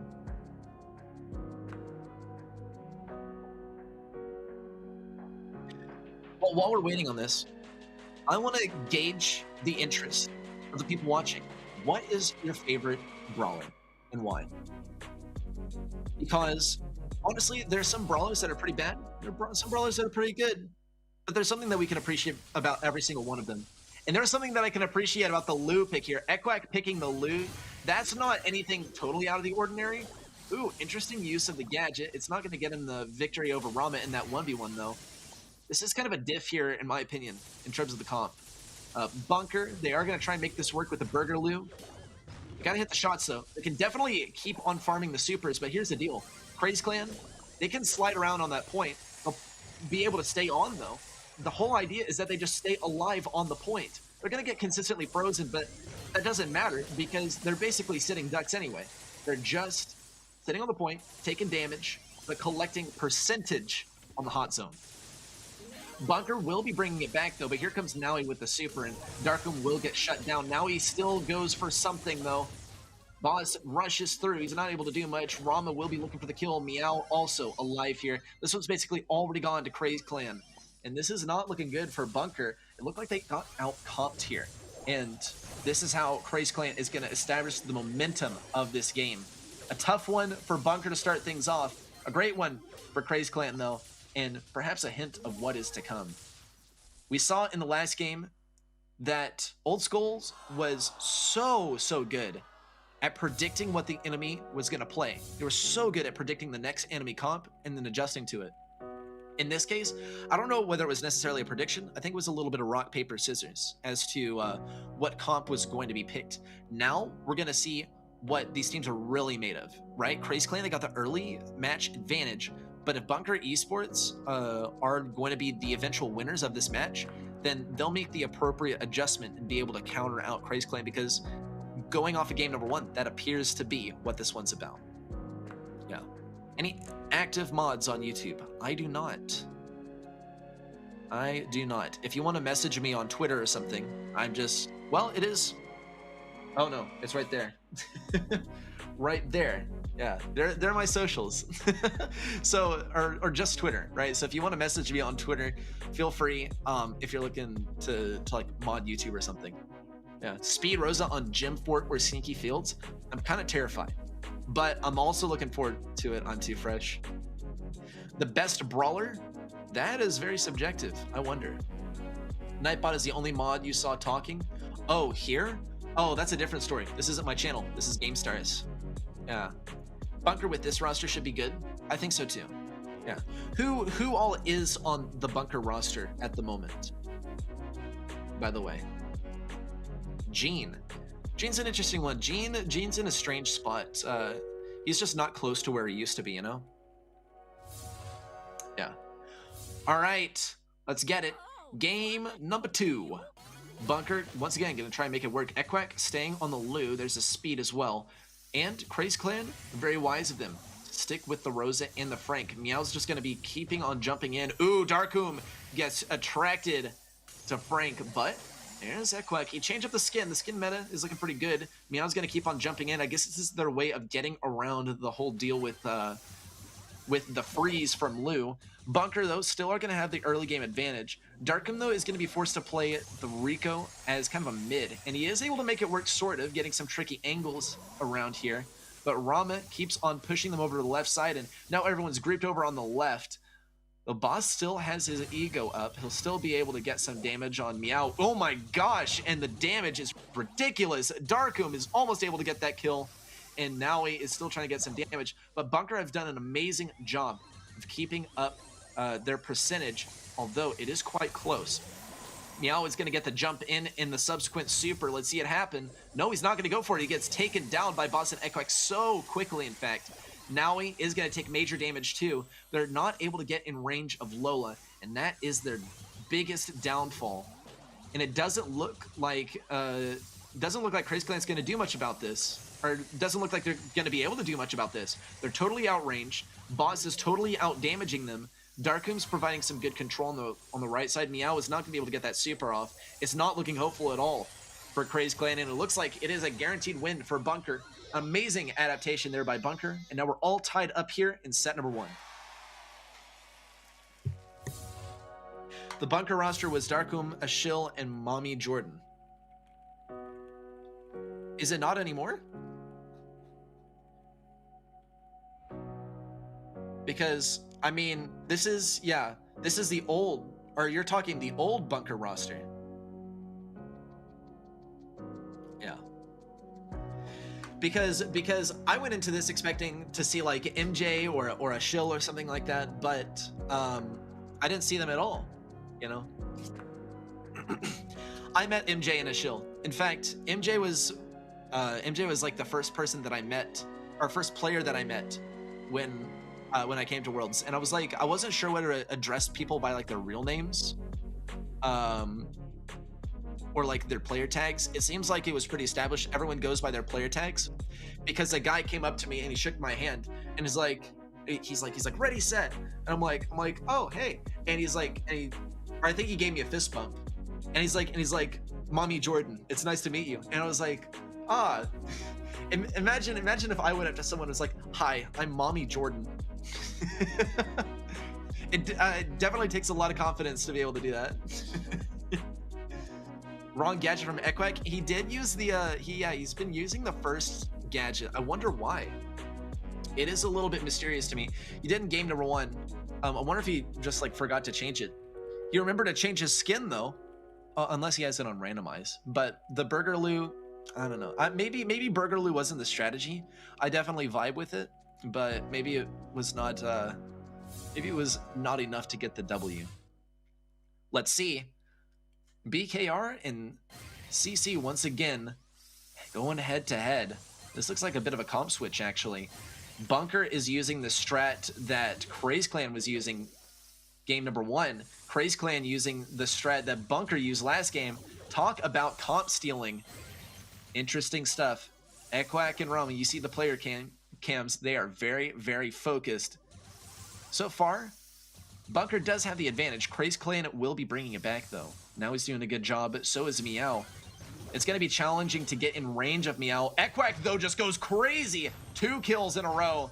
And Darkoom keeps on getting damage on Meow. But that ego is still up, and that's going to be rough for Darkoom to deal with. Here he goes, though. Hiding in this little nook of the trees. He knows he has only 1 shot with this super. Doesn't manage to stun anyone, but he does get some room for his teammates. Ekwak is frozen over here on the back lines. And he will be able to stay alive a little bit longer. But Craze Clan is quickly catching up. It is a rough situation. Darkoom takes so much damage, he won't be able to escape. No, never mind. 98 health. He is still alive. But now he has gotten so much damage on him. He is almost on that next super, and he does have the next super, but he's not going to be able to use it. And Ron will be taken down. No, never mind. Once again, surviving barely. 90 health is all it takes to survive, evidently. Ekwak still, he manages to get 2 shots off on Naui. That's very respectable, considering how low of health he was on and how hard he is countered by Rico. But here comes Crazy Clan once again, coming back. Now he does manage to heal up just a little bit with Bouncy Castle, but here comes around the right side. We have a BB going for the pinch. Ekwak does manage to get a big combo. He's not able to get the kill. The ego is almost down. Darkoom keeps on trying to provide room. Boss is not able to stay on the point for long enough to grab a bunch of capture. Here comes Boss around the left side. He's looking for an entry point, but it's just not coming. Darkoom, though, will be able to get onto this point. Just has to stay barely on the edge. Ekwak could be able to get the last bit. He misses the knockback. It's all down to Boss, and it's going to be so close. But Craze Clan will take the win by 1%. It could not be closer here. Such a close game through and through. Amazing, amazing game. That is definitely one for the highlight. Definitely one for the highlight. This is what you love to see in GameStars, is when you get to the final match, right, and the stakes start getting really, really high. Yeah. First few matches, they're pretty good, right? We had some, you know, really good ideas about who was going to win. Then you get into the last couple matches. Match number 3, someone's going home, right? Match number 4, someone's going to win $400, right? The winner is guaranteed $400 just for making it to the international finals. Let's get a replay of this last match, or rather this last set, because it was exhilarating. This was set number 1. We did see the Meg. It wasn't working out super well for Bunker. Craze Clan were able to take this one handily with the tank play, and they did it once again in game number 2. The Gale, the Frank, and the Rosa all working together were amazingly strong, but Bunker were actually the victors of this one. I think the Lola really did it for them. And then Craze Clan said, well, say no more, I'll take your comp. And it was so even actually this time. Craze Clan, they used the strategy of Bunker from game number 2. Bunker, they used the strategy of Craze Clan from game number 1. And it came so close. 1% differential. It was ridiculous. And you love to see it. Let's see. Bunker Esports actually pretty behind Craze Clan in kills. As far as capture percentage, very, very even. Craze Clan dealing more damage as well. And that's really what it's all about, is getting kills and getting control that way. Bunker Esports, they definitely did actually go for the kills in control there. Especially with the Rico, I think they were very much so going for kills and not just control. And Crazy Clan, it did appear that at some points they were just going for control and not kills, but it couldn't be more wrong. The tanks are just really strong. Let's get into set number 2. Shooting Star is just on the horizon. And this one, very, very clear-cut meta. But with BKROG and Crazy Clan going head-to-head, I think we could see some things that are a little bit more creative. Really anything to give yourself a competitive edge. This is when the tanks come out. This is when we see some buzz gameplay on Shooting Star, I believe. But typically the baseline is Tick, Nanny, Piper, falling asleep on Shooting Star. For real though, that is the clear-cut meta of this match. What is the repetition of the cash prize? So the winner of this match will go on to the international finals, and just for reaching the round of 16 you're guaranteed $400. So you could go on to the international finals, lose 2 matches, and still get $400. Yeah, we love the player cams to see. Our players are very, very focused on the game, and we get to see their reactions too. We can also see that they are given chairs. It's a revolution in Brawl Stars esports. Oh, was that a Razor's thumb sock? That's how you know he's a gamer. Ekquak though, I like his shirt. I love that brand. If anyone knows what brand that is, or if anyone knows the name of that brand, please let me know. I would love one of those shirts. Too bad it wasn't mirror comp. Yeah, well, let's see. No mirror comp this time. Max coming out from both teams, actually. Both teams wanted that edge so badly that they were willing to take the risk. Let's see if it pays off. Crazy Clan gets the early game advantage. They're going to move right into Bunker's spawn. Ekquak has the speed in response, though. Darkhoom going to come around here on Meow. Good knockback there from Meow. Boss wants a shot or two, but he's not going to be able to get it. Naui trying to keep these guys back into their spawn. Naui will lose that turret very quickly, but the damage has already been dealt. Crazy Clan now goes for the treat. 8 stars. If they're able to stay close together, the Darkhoom won't really have a chance. Big pull by Boss. Meow goes down. Bunker is behind by 3 stars now. This is amazing compared to where they were earlier. And they're doing such a great job of retaking, actually. Boss can keep on healing these guys up as well. There's the lollipop drop as well. It's going to be really, really useful. There's the push in. Boss doesn't have a super yet, though. He really, really needs it to make a big impact. Darkhoom got some consistent damage as well. Here's a counter speed from Crazy Clan. Good couple kills there by Bunker, and they're going to fully commit. There's the pull onto Meow as well, and now they can afford to back up and farm up some more supers on Boss to guarantee themselves more kills. They got to get the speed from Ekquak, and there it is. And that's going to allow Boss to try and get a little bit more damage. In fact, no, they're actually going to go for the lollipop drop here with Darkroom and get around the left side. There's an aggressive push in from Naui. They wasted a lot of shots on that turret. Let's see how it works for them. Ekquak dashes forward, big pull to stun out BB, and now Bunker has gone on the offensive briefly. Darkhoom is going to be able to pick up a kill. Darkhoom now holding 7 stars plus the blue star. Killing Darkhoom will be part of the win condition for Crazy Clan, but it doesn't look like he's even touchable. Meow is not going to be able to get to him. There's a speed onto Darkhoom. He fakes out the invisibility to the left side, all the way on the right. Now he tries to do something, but he just can't. Bunker will be getting game number 1 of set number 2.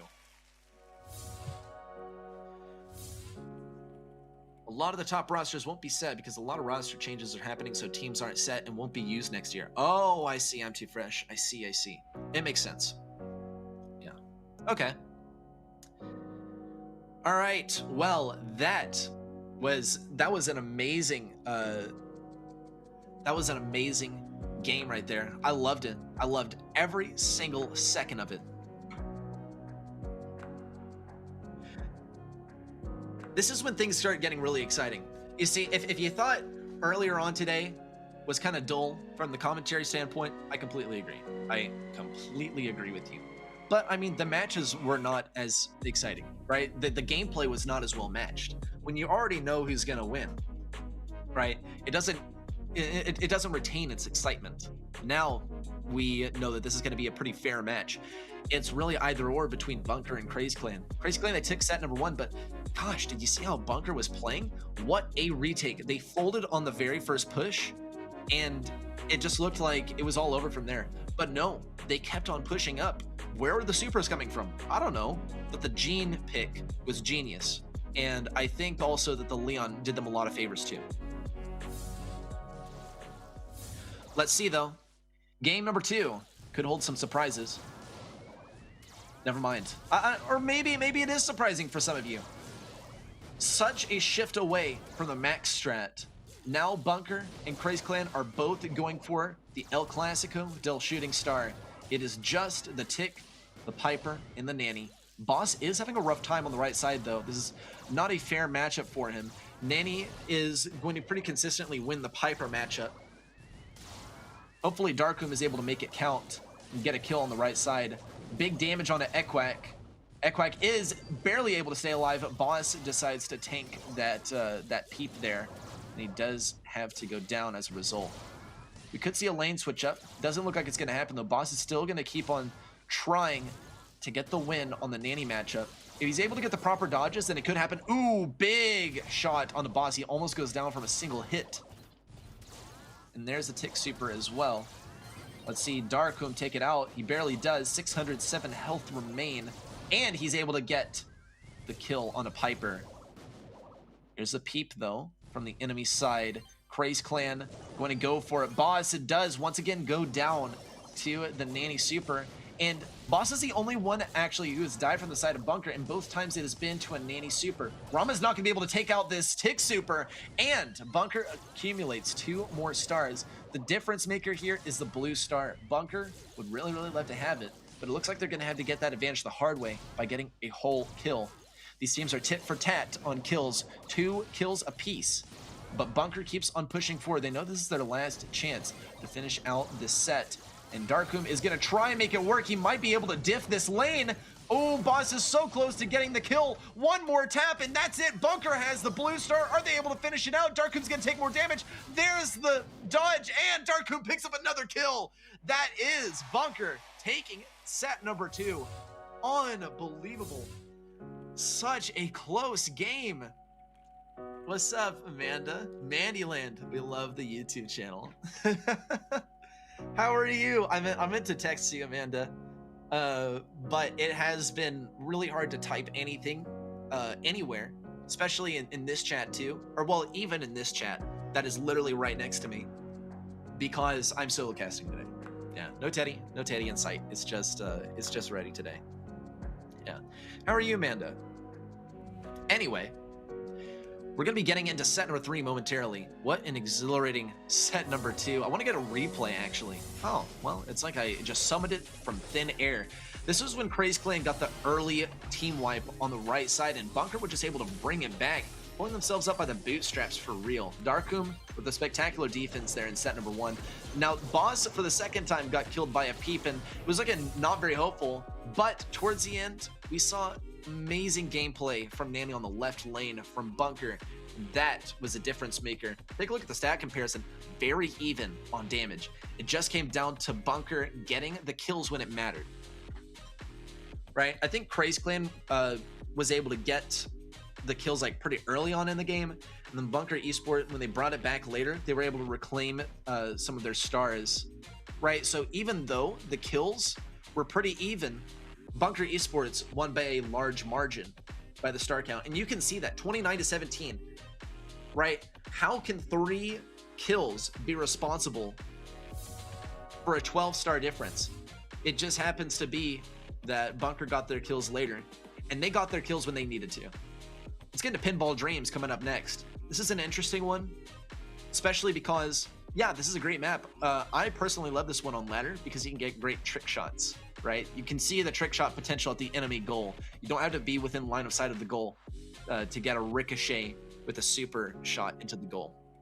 However, on the left and right lanes, I used to be a huge fan. I used to love it so much because you can play tanks on this map. Can you believe it? Tanks and sharpshooters coexisting on a Brawl Ball map. But unfortunately, that doesn't seem to be the case most of the time. It does tend to favor some kind of like games of chicken where you're just playing Barley on the left side and, and you're just like playing Barley v Barley, or you're a Surge that just like waits there the entire time for your enemy to come forward. It's unfortunate. Let's see what happens, though. I'm looking to be surprised in this next game. Yeah, I'm hoping for some surprises in the next game. I don't think I will be, though. I think Bunker could take this one, but honestly, Craze Clan, seeing how they've been playing so far today, it could go to them too. It's gonna be a pretty unpredictable one. It's gonna be an even set, and going further than that, I think it is gonna be like an even match. Isn't Ekwak the best player worldwide? I mean, there's a lot of debate as to like who's the best player around the world. If you want to talk like just trophies, it could be him. Could always look.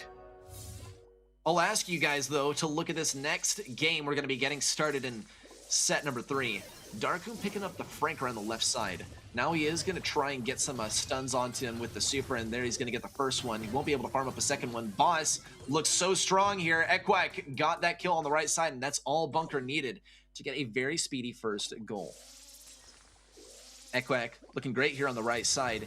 He has a great matchup, and now he's going to keep on trying to jump on Darkoon, and he is able to get the next one. And this is really going to be a strategy. Wow! And now he's popping off, but he's still not able to get the kill on Darkoon, and his other 2 teammates folded on their lanes, and that looks to be the game decider. Bunker will be getting the first game within just 39 seconds. That is all it took. And that's just remarkable. And if you ask me, I would say the Frank is in a large way responsible for that. But I think I was focusing so much on the left side of the map that I almost forgot the right side, right? We saw the Surge matchup, Surge versus Barley. Guys, we always know how that one's gonna go.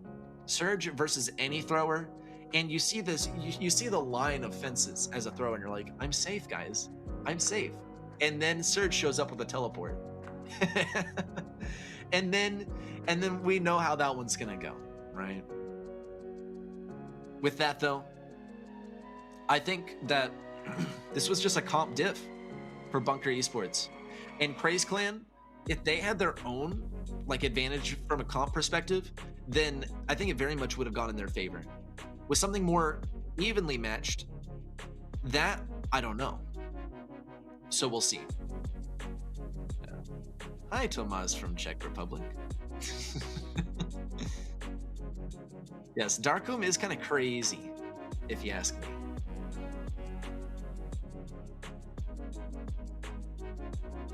So, as we wait for the next game, I ask y'all to put forth your predictions about who is going to win this entire matchup.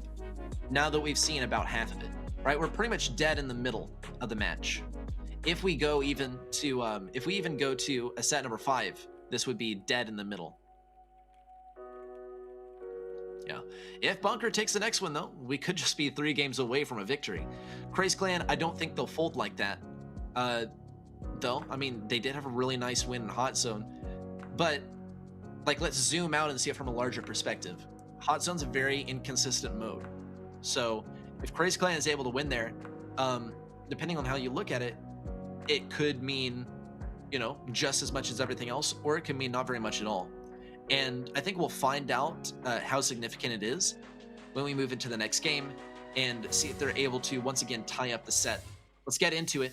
Game number 2, Bunker once again using the same strategy. And Craze Clan will be using not necessarily the same strategy. Once again though, now he's going to try and get Darkoon, and he does succeed this time. Boss is having a rough time as well. Now he has that super to use. He's just interesting. Looks like now he would prefer to use his gadget than use a super, and I completely understand that actually. As his gadget is not going to be good for any of these matchups, actually. It's not going to be good for Boss. It's not going to be good for Darkoon. Ooh, and it looks like Craze Clan has done a pretty good job of shutting down the lightning offense from Bunker. Let's see, though. Boss is going to toss this ball forward to try and get some better positioning with it. Meow will respond with the defense. Now he has level 3, so he has a decisive advantage over Ekwak. Ekwak pushes in solo, though, and this is a very risky move. Yeah, he is going to abandon post here and try and push around the right side instead. Let's see how Rama reacts. Rama does get tapped once. Meow goes for some better positioning on the ball. Is going to get it out of his way. Now he once again chains those jumps together. Equax looking, almost like he could have passed it over to Boss, but it's not going to happen. Meow also trying to defend this ball. Boss is getting himself into a very bad position voluntarily. I wonder why. He is going to be able to escape with a lot of health missing, but it'll be okay. Let's see what Darkum does over here. Rama keeps on baiting the shots out of him, and Darkum's just going to act like a big old super battery for Meow, who has his ego up once again. Positions the ego perfectly with himself. Let's see what he does. Equac also around the left side, looking for anything in this matchup versus Nowy. One shot, another shot, does manage to take down Meow so fast. And he's a little bit late on the super. He was trying to consistently clutch this up, and I think that is a bit characteristic of Equac. He's trying to consistently clutch up the game, but Bunker, they're just not really playing together. They're playing as individual, really good players, but they're not playing as a team. They need to play as a team. Boss and Equac can play as a team over here. Let's see what they do. Now he takes major damage. Equac could finish him off right now, but he's not going to overcommit. Meow has a bunch of damage as well. Darkum is going to have to go for this ball, but Rama is defending it so hard. There's a super. Darkum gets dragged away. There's nothing he can do. Equac's not pleased, and Craze Clan will be bringing this match to 1-1-1-1. Best player in the world? I don't know. I think Sitetampo is probably the best. Like mechanically, you know, he's just crazy. Sitetampo knows how to, like, it's just strange. You see him take these crazy risks, right? And then it always pays off. If you think he's the worst from Zeta, then you're crazy, dude. No, I'm not married. This is on my right hand.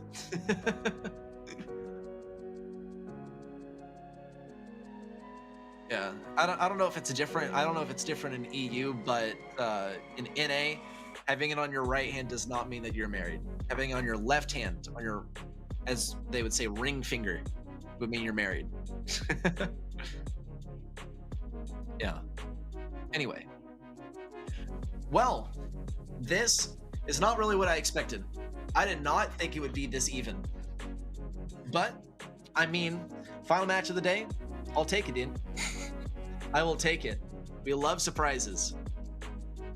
Who will be the winner? Craze Clan or BKROG? A lot of mysteries await us, even just in the next game. Next game decides who will be advancing to the next set with 2 set wins under their belt, who will be 1 game away from a match point, and who will be, well, a set short and have to take it to set number 5 in order to get a win. Let's see it. Craze Clan once again bringing out the same comp. BKR bringing out something quite different. Equac is going to get this push over here. There's a pass to Darkum. It's not going to... Wow, actually, Darkum wouldn't have been able to walk it in, but Equac finished off the kill. BKR doing what they do best, which is play the tanks. But Craze Clan could counter it out here. Now he needs this proper matchup, but he's not spawning on the same side of the map as Darkum, which is not advantageous. Oh no, and now he's able to break through. And that is already 1 goal apiece for these teams. Just 35 seconds in, and it's already so even. 1-1, and each team has 1 set and 1 win in the set. It literally could not get more even. Let's see what Darkum does. Here's the stun possibility, and he's not even bringing the pole gadget. He's bringing active noise cancellation. Now he's gonna try and defend. Now he's actually gonna be able to clutch up. Boss is gonna have to walk it in. Boss is able to do it, and Bunker now has 2 set wins under their belt. Such a close game. Now we almost clutched that game up. Unbelievable. And with that, now Bunker Esport has 2 set wins to their name, and, well, 1 more game, they'll be at a match point. Craze Clan, though, they could very well just take this next game and then take the one after that and take us into set number 5. We just have to wait and see how this one turns out. Though I do want to get some highlights of the last set. It was a very short one, but there were lots of awesome moments. Here we saw the crazy offense from Bunker. 1 goal after the other. Equac was able to walk it in just like that. And then Craze Clan respond with their own. Naui opting for the teleport rather than the super, and that I think shows really deep game knowledge from Naui. Once again, Naui's able to walk it in. I mean, Naui is just popping off consistently, and he almost was able to clutch this, and Boss barely, with 1250 health, was able to get that one in the goal. And look how even this one was as well. Crazy Clan had a lot more damage actually, but as far as the kills, I mean, this is the most even set we've seen so far. Ridiculous. Poco is banned? That's funny. Yeah, you are right. I wonder if we received the wrong bans. Interesting.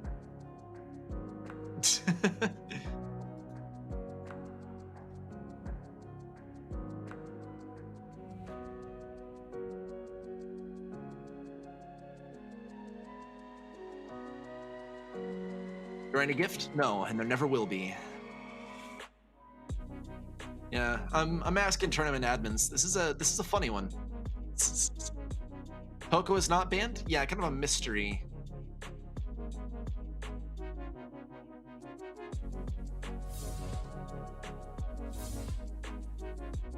Oh, it turns out they see.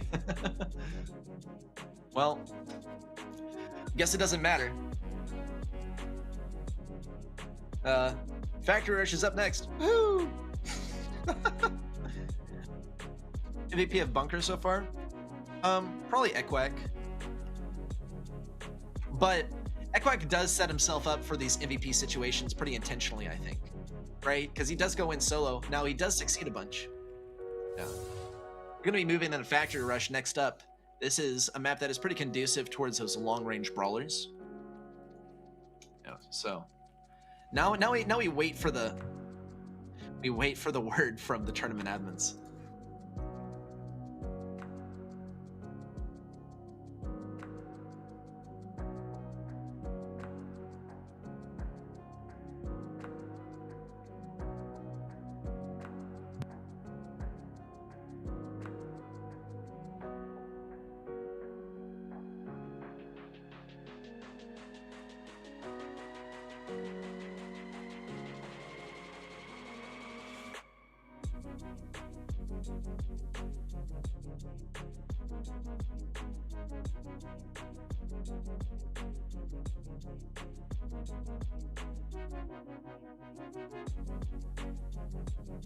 Interesting.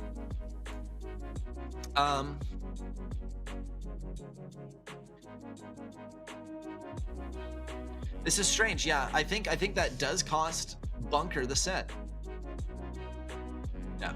How can you play the tournament? You got to play in the open qualifiers, which were last month, in fact. Yeah. We're waiting on the verdict from the referee at the moment. Until then, we can speculate about how the next set is going to go, because regardless of the word from the referee, this next set will be played, regardless of how the score is affected by the winner of the last match. The next set will be played. It's going to be Factory Rush. Factory Rush, get to see probably Bell and probably Leon together, I think. Which leaves one other brawler, which could be like a Spike or something. We could even maybe see a Sprout if players are really looking to get defensive. One that I like to see, though, a bunch, is Gale. And Gale's a tough one to play, but in the right hands, Gale can be ridiculous. So that's what I'd love to see. I will ask you guys as well in the chat what brawlers you think are going to be played, or what brawlers you are looking forward to being played. I think Buzz is also a strong competitor, just to collect those bolts, you know? Because Mortis is banned out, which leaves really only Buzz to be that close-range tanky bolt collector.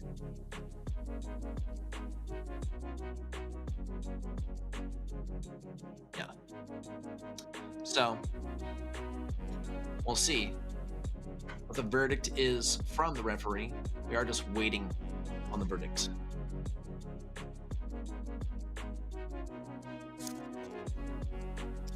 Just waiting. Also waiting for the players to get ready for the next game. There's probably a little bit of confusion as to the outcome of the match. as well. For the players, right? Not only do they need to decide what brawlers are going to play for the next game, but they also got to figure out, wait, how on earth did the last match go? Yeah. Yes, Poco was banned. We're waiting on the referee. It won't let you press ready with banned brawlers? I don't know what tournament you play in. This isn't Power League. This is a friendly room. Yeah. So, there is going to be actually a replay of the last game. So we're still at 1-1-1-1. We're still in set number 3. We're still 1-1 in set number 3. And each team has one set win to their name. That is the word from the referee, is a replay. So let's see it. We're not moving on to Factory Rush just yet. We got to backpedal a little bit and see how it pans out.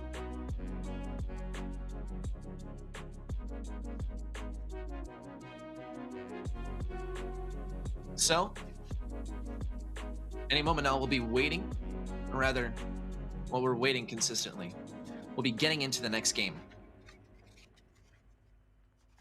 Leon Spike, I would be interested in that for Factory Rush. We could see.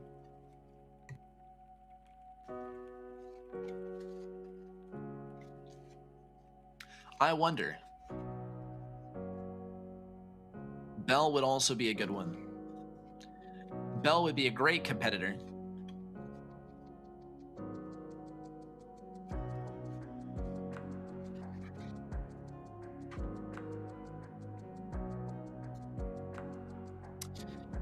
I think Bell, Leon, Spike. But Spike is really interchangeable. You could even have Colonel Ruffs or something. You could have Gale as well. I wonder. We're still waiting on the teams to get a rematch of the last game because a banned brawler was played. Typically, that would mean, actually, that that the team that played a banned brawler loses. Yes, tournament rooms do not allow banned brawlers to be picked, and friendlies do, and that's how this tournament is run, is in friendly games. Yeah.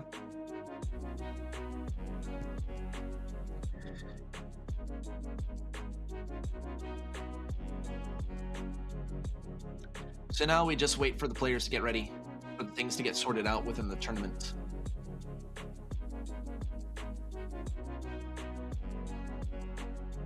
Both are in-game invite rooms.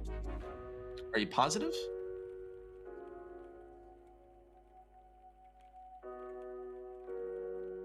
It could be just run through, I don't know. Could be run through friendlies, which would allow you to pick banned brawlers.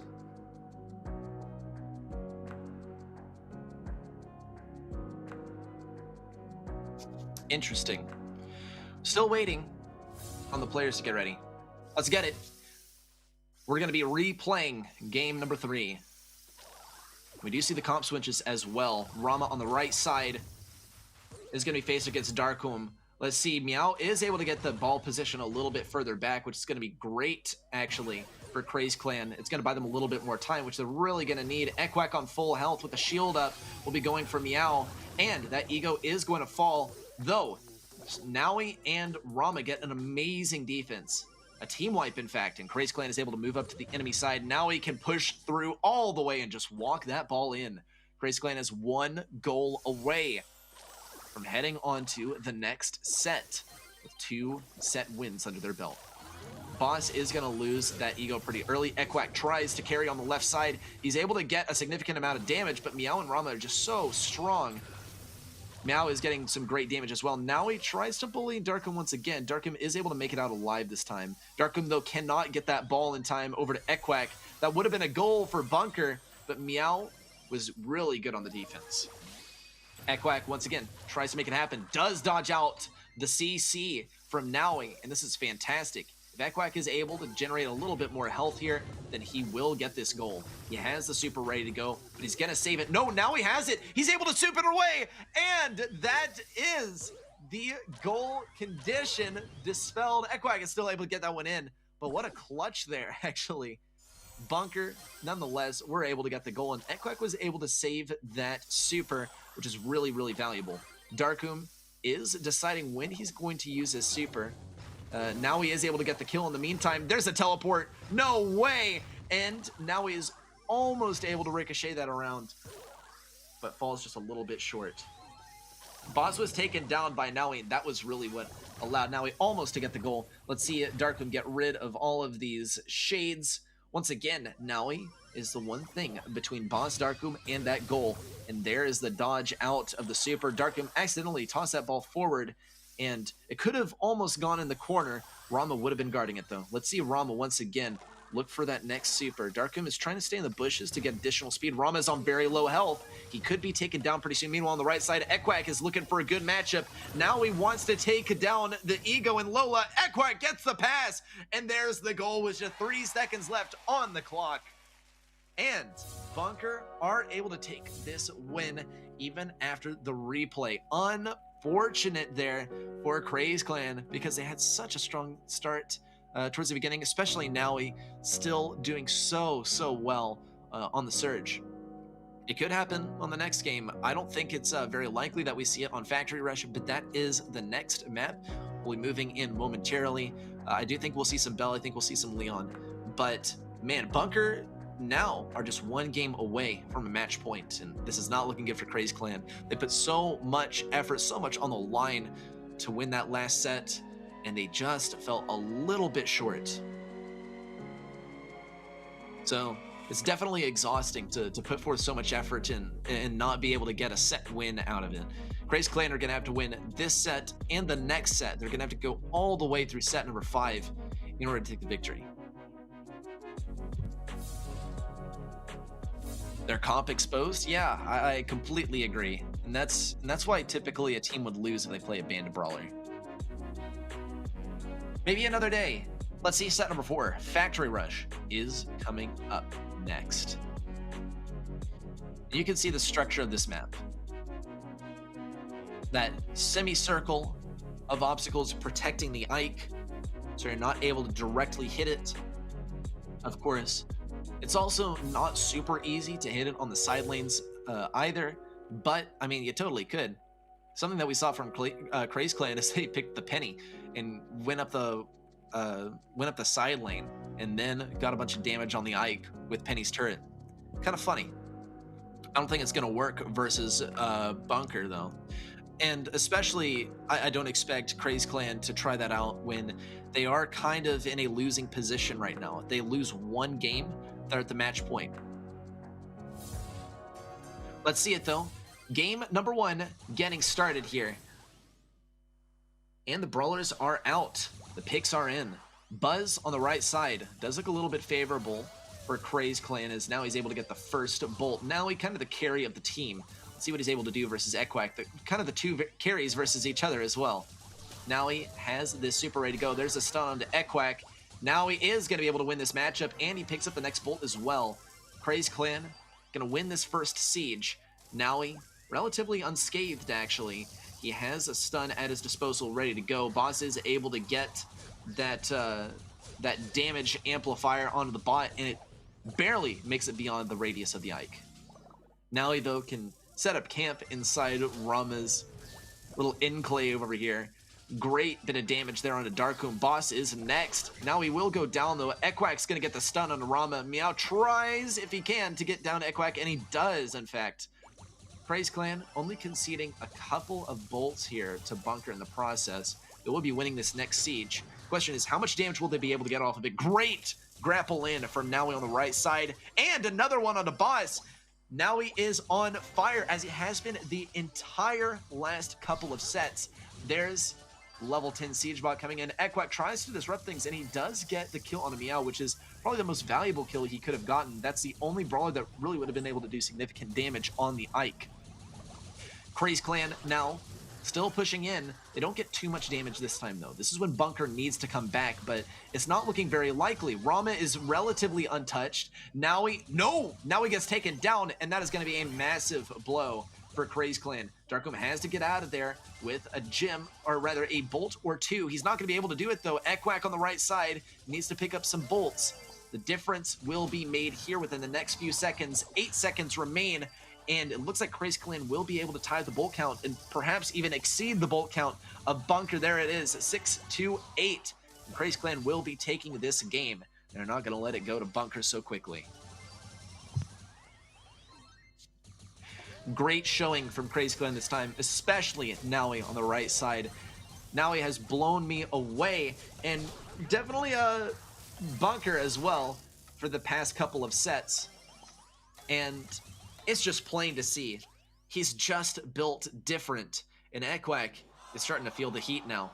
As Bunker were 1 game away from the match point, and now they're 1 game away from going into set number 5 and having a much more even matchup. This is perfect for Craze Clan. This is exactly what they needed.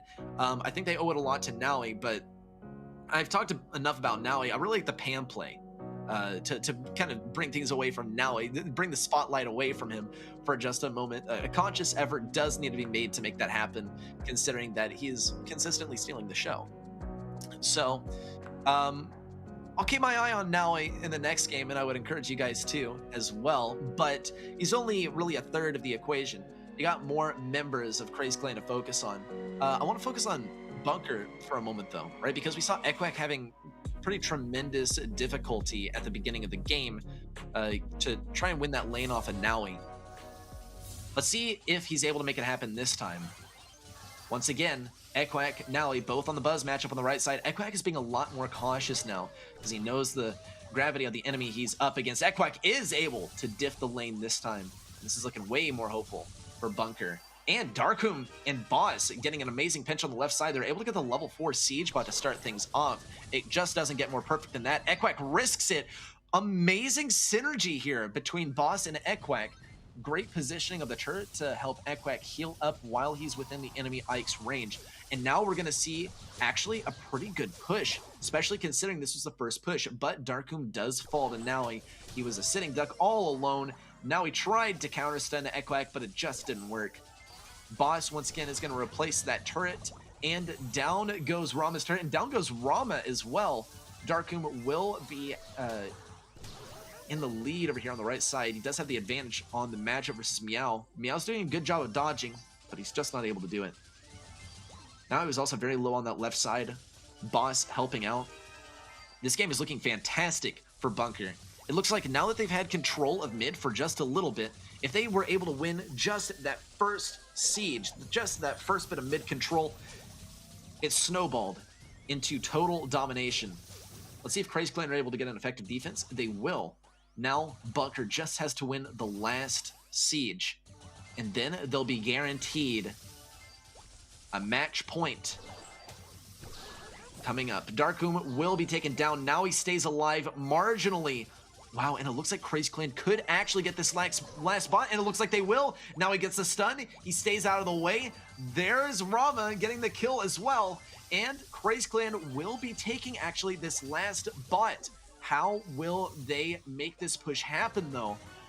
Level 8 Siege bot. Not a super strong Siege bot by any means, but a Siege bot nonetheless. It is a chance at heading into set number 5.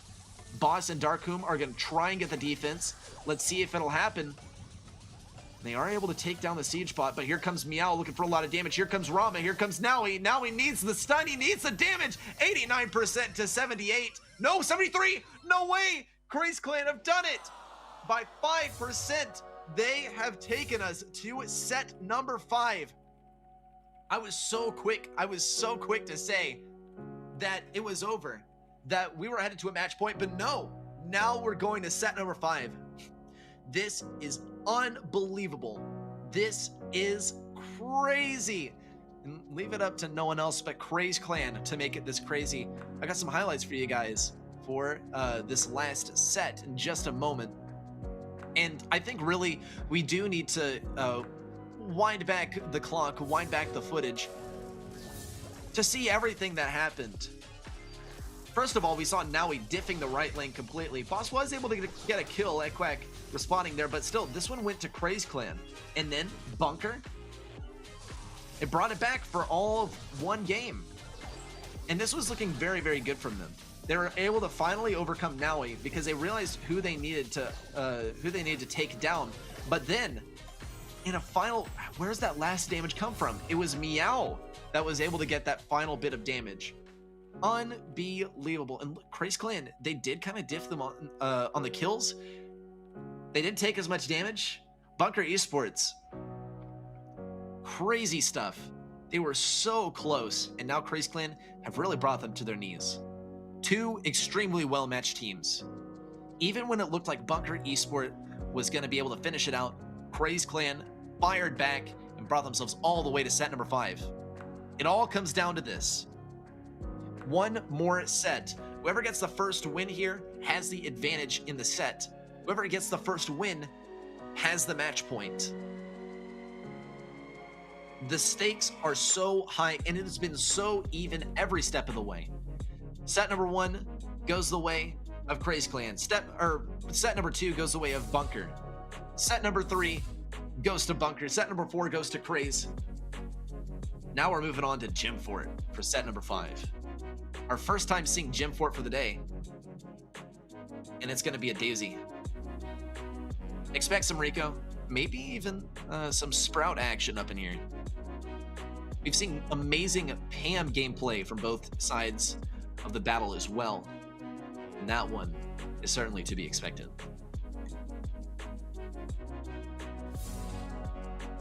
Meow for the clutch, for real.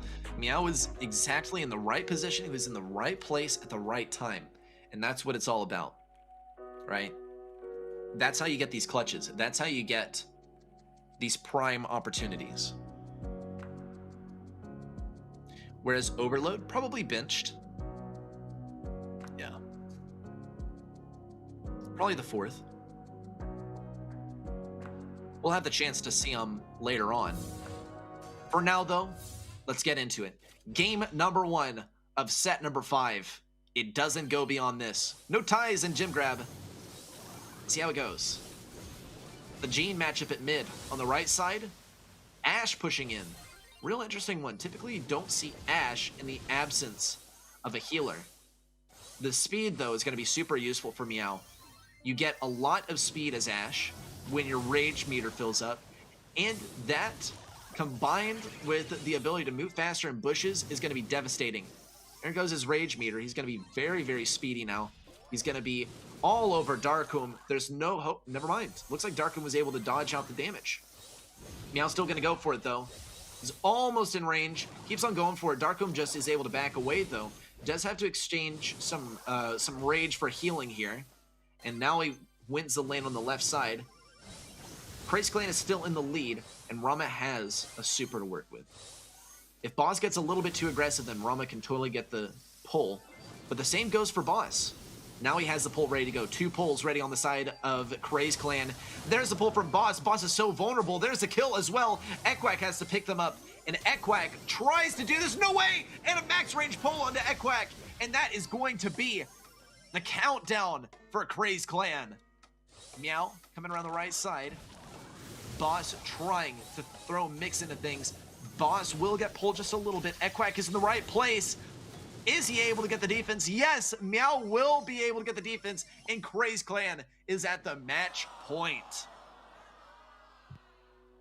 Yeah, this is terrifying, but I'm a big advocate for the Gene and the Tara on really any Gym Grab map. I think it's such a strong combo. You're able to cycle off of each other. If you waste a pull, then you have another one ready, right? And you saw last game how it went. You saw what happened as soon as Gene got pulled. As soon as Bunker's Gene got pulled, Craze Clan, they had a pull ready, and then they had another ready. And that's ridiculous. I think Bunker, they gotta take some notes out of Craze Clan's book. They either gotta go for the double pull or they gotta go for some thrower gameplay. But the thrower was definitely gonna be counted out there. You saw how speedy Ash was on the side of Craze Clan. It was a good pick, honestly. It was definitely a wise one.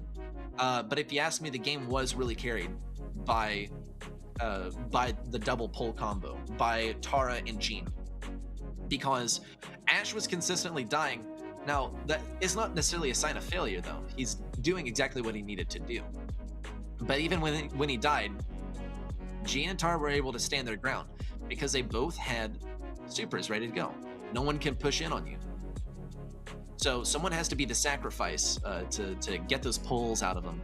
But with Ash constantly running into you, you're not able to push up enough on a lane. Ash is so fast in those bushes, he just keeps on spawning in and rushing to your side. There's not a whole lot you can do besides kill him. But how are you going to kill him when he's coming at you so fast? And you don't have high enough damage output to get the kill. Let's see it though. Bunker, they are going to take a page out of Crazy Clan's book, and they are going to be going for the double pull this time. They're also going for the Amber though. And I can't blame them at all. They got to go for that bush break early on, and it is going to happen first. Getting rid of the right lane. Meow does get the swipe. Down goes Darkholm. Boss still looking for that first pull. Looks like now he's going to get the first pull. And nope, no Seagar. No one's going to get pulled. Darkholm had his bubble shield up, and Boss was just out of range. Unfortunate there for Naui. It's pretty poor value. But he's still able to get a little bit of damage, a little bit of control. Boss has the super though. Crazy Clan has no super. Rama is going to have to back out here. But here comes Meow on the right side. Does have that super up and running. Let's see what he does with it.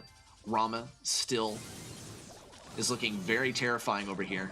Ekquak with the super. Now he gets pulled. Now he is barely alive. Rama gets to set up the turret now. And now this is total control on the left side. Darkholm, though, wants to threaten this just a little bit. Swiped by Meow. And actually, Darkholm is barely able to escape. He's able to heal up a little bit too. Boss claiming 6-7 gems now. Has that pull ready to go too. Once Boss gets the pull, then Ekquak can farm up his pull. And this is how double pull works. You're able to cycle off of each other. Boss keeps on healing up Darkholm as well, waiting there with his pull. Unfortunate matchup there. Now he takes down Ekquak once again. Let's see what Naui does now. Boss will be able to pick up a 7th gem. Now 8 gems for Bunker. Crazy Clan will be in the advantage. That gem spawns on their side, but Darkholm and Boss are able to push up so effectively that it doesn't even matter. 2 pulls on the side of Bunker. And Ekquak will be sacrificing himself. Boss is the only one with a pull now.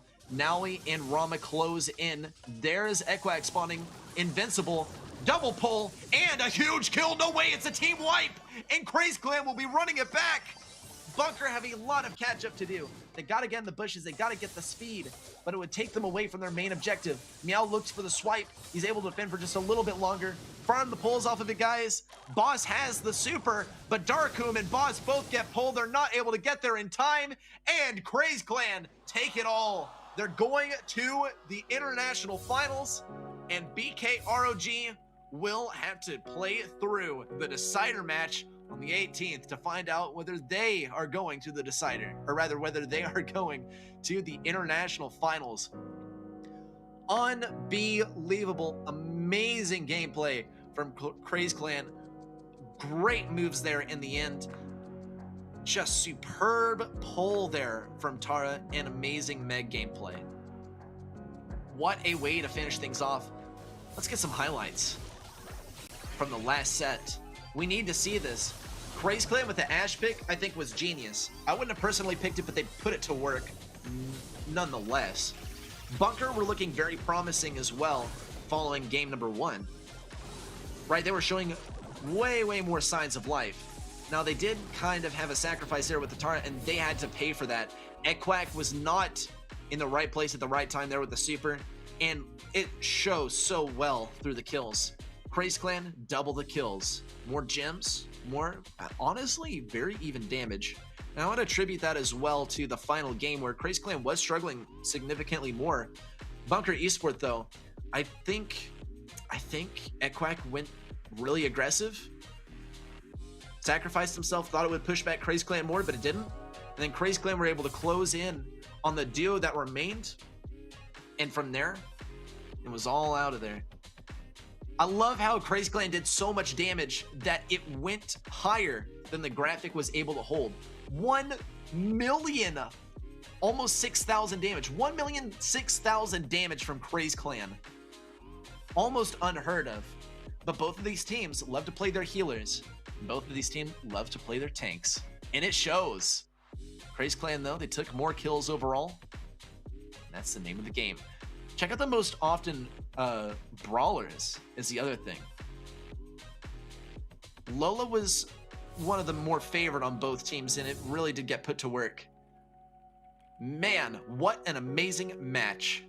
Bunker Esport, they were so close, but Crazy Clan brought it back right in the end. And Crazy Clan will be heading on to the international finals. They've secured a bag of $400 off of this win.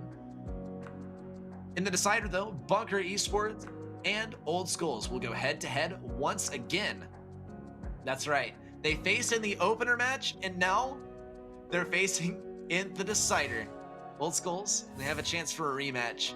Something tells me, though, Bunker still have it in them, but this loss hurts. Congratulations, though, to Crazy Clan on a huge victory. 3-0ing ABN Syria and 3-2ing Bunker. Really a well-matched matchup, if you asked me. But hey, that's just me. With that, though, this has been absolutely amazing. But it doesn't stop here. This is just day number 1 of the international group stage. This was Group A. Group B is tomorrow at the same place here on YouTube, on the GameStars Brawl Stars YouTube channel, and at the same time. Of course, you can catch us at the exact same time for the broadcast start. So, guys, I want to say thank you so much for watching, and I hope to see you guys tomorrow. We got some spectacular teams playing as well. Just to give you a hint, Navi is going to be the opener match. We're talking the same Navi that was second place in the Brawl Stars World Finals. So you don't want to miss that first match. Get here on time. More info, of course, on the GameStars socials. With that, though, I want to say, everyone, thank you for watching. It's been a total blast, especially towards the end. Such a close match, and more to come tomorrow. So I hope to see you then.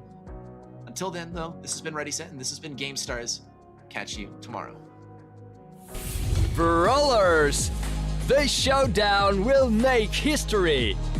Best teams from Russia, Ukraine, Poland, France and Turkey. Winners of the Open qualifiers and top 8 invited teams will meet in a final battle for the champion title and a bounty of $10,000. Join the stream on December the 7th. Don't miss out on the epic international group stage of GameStars Brawl Stars Season 2.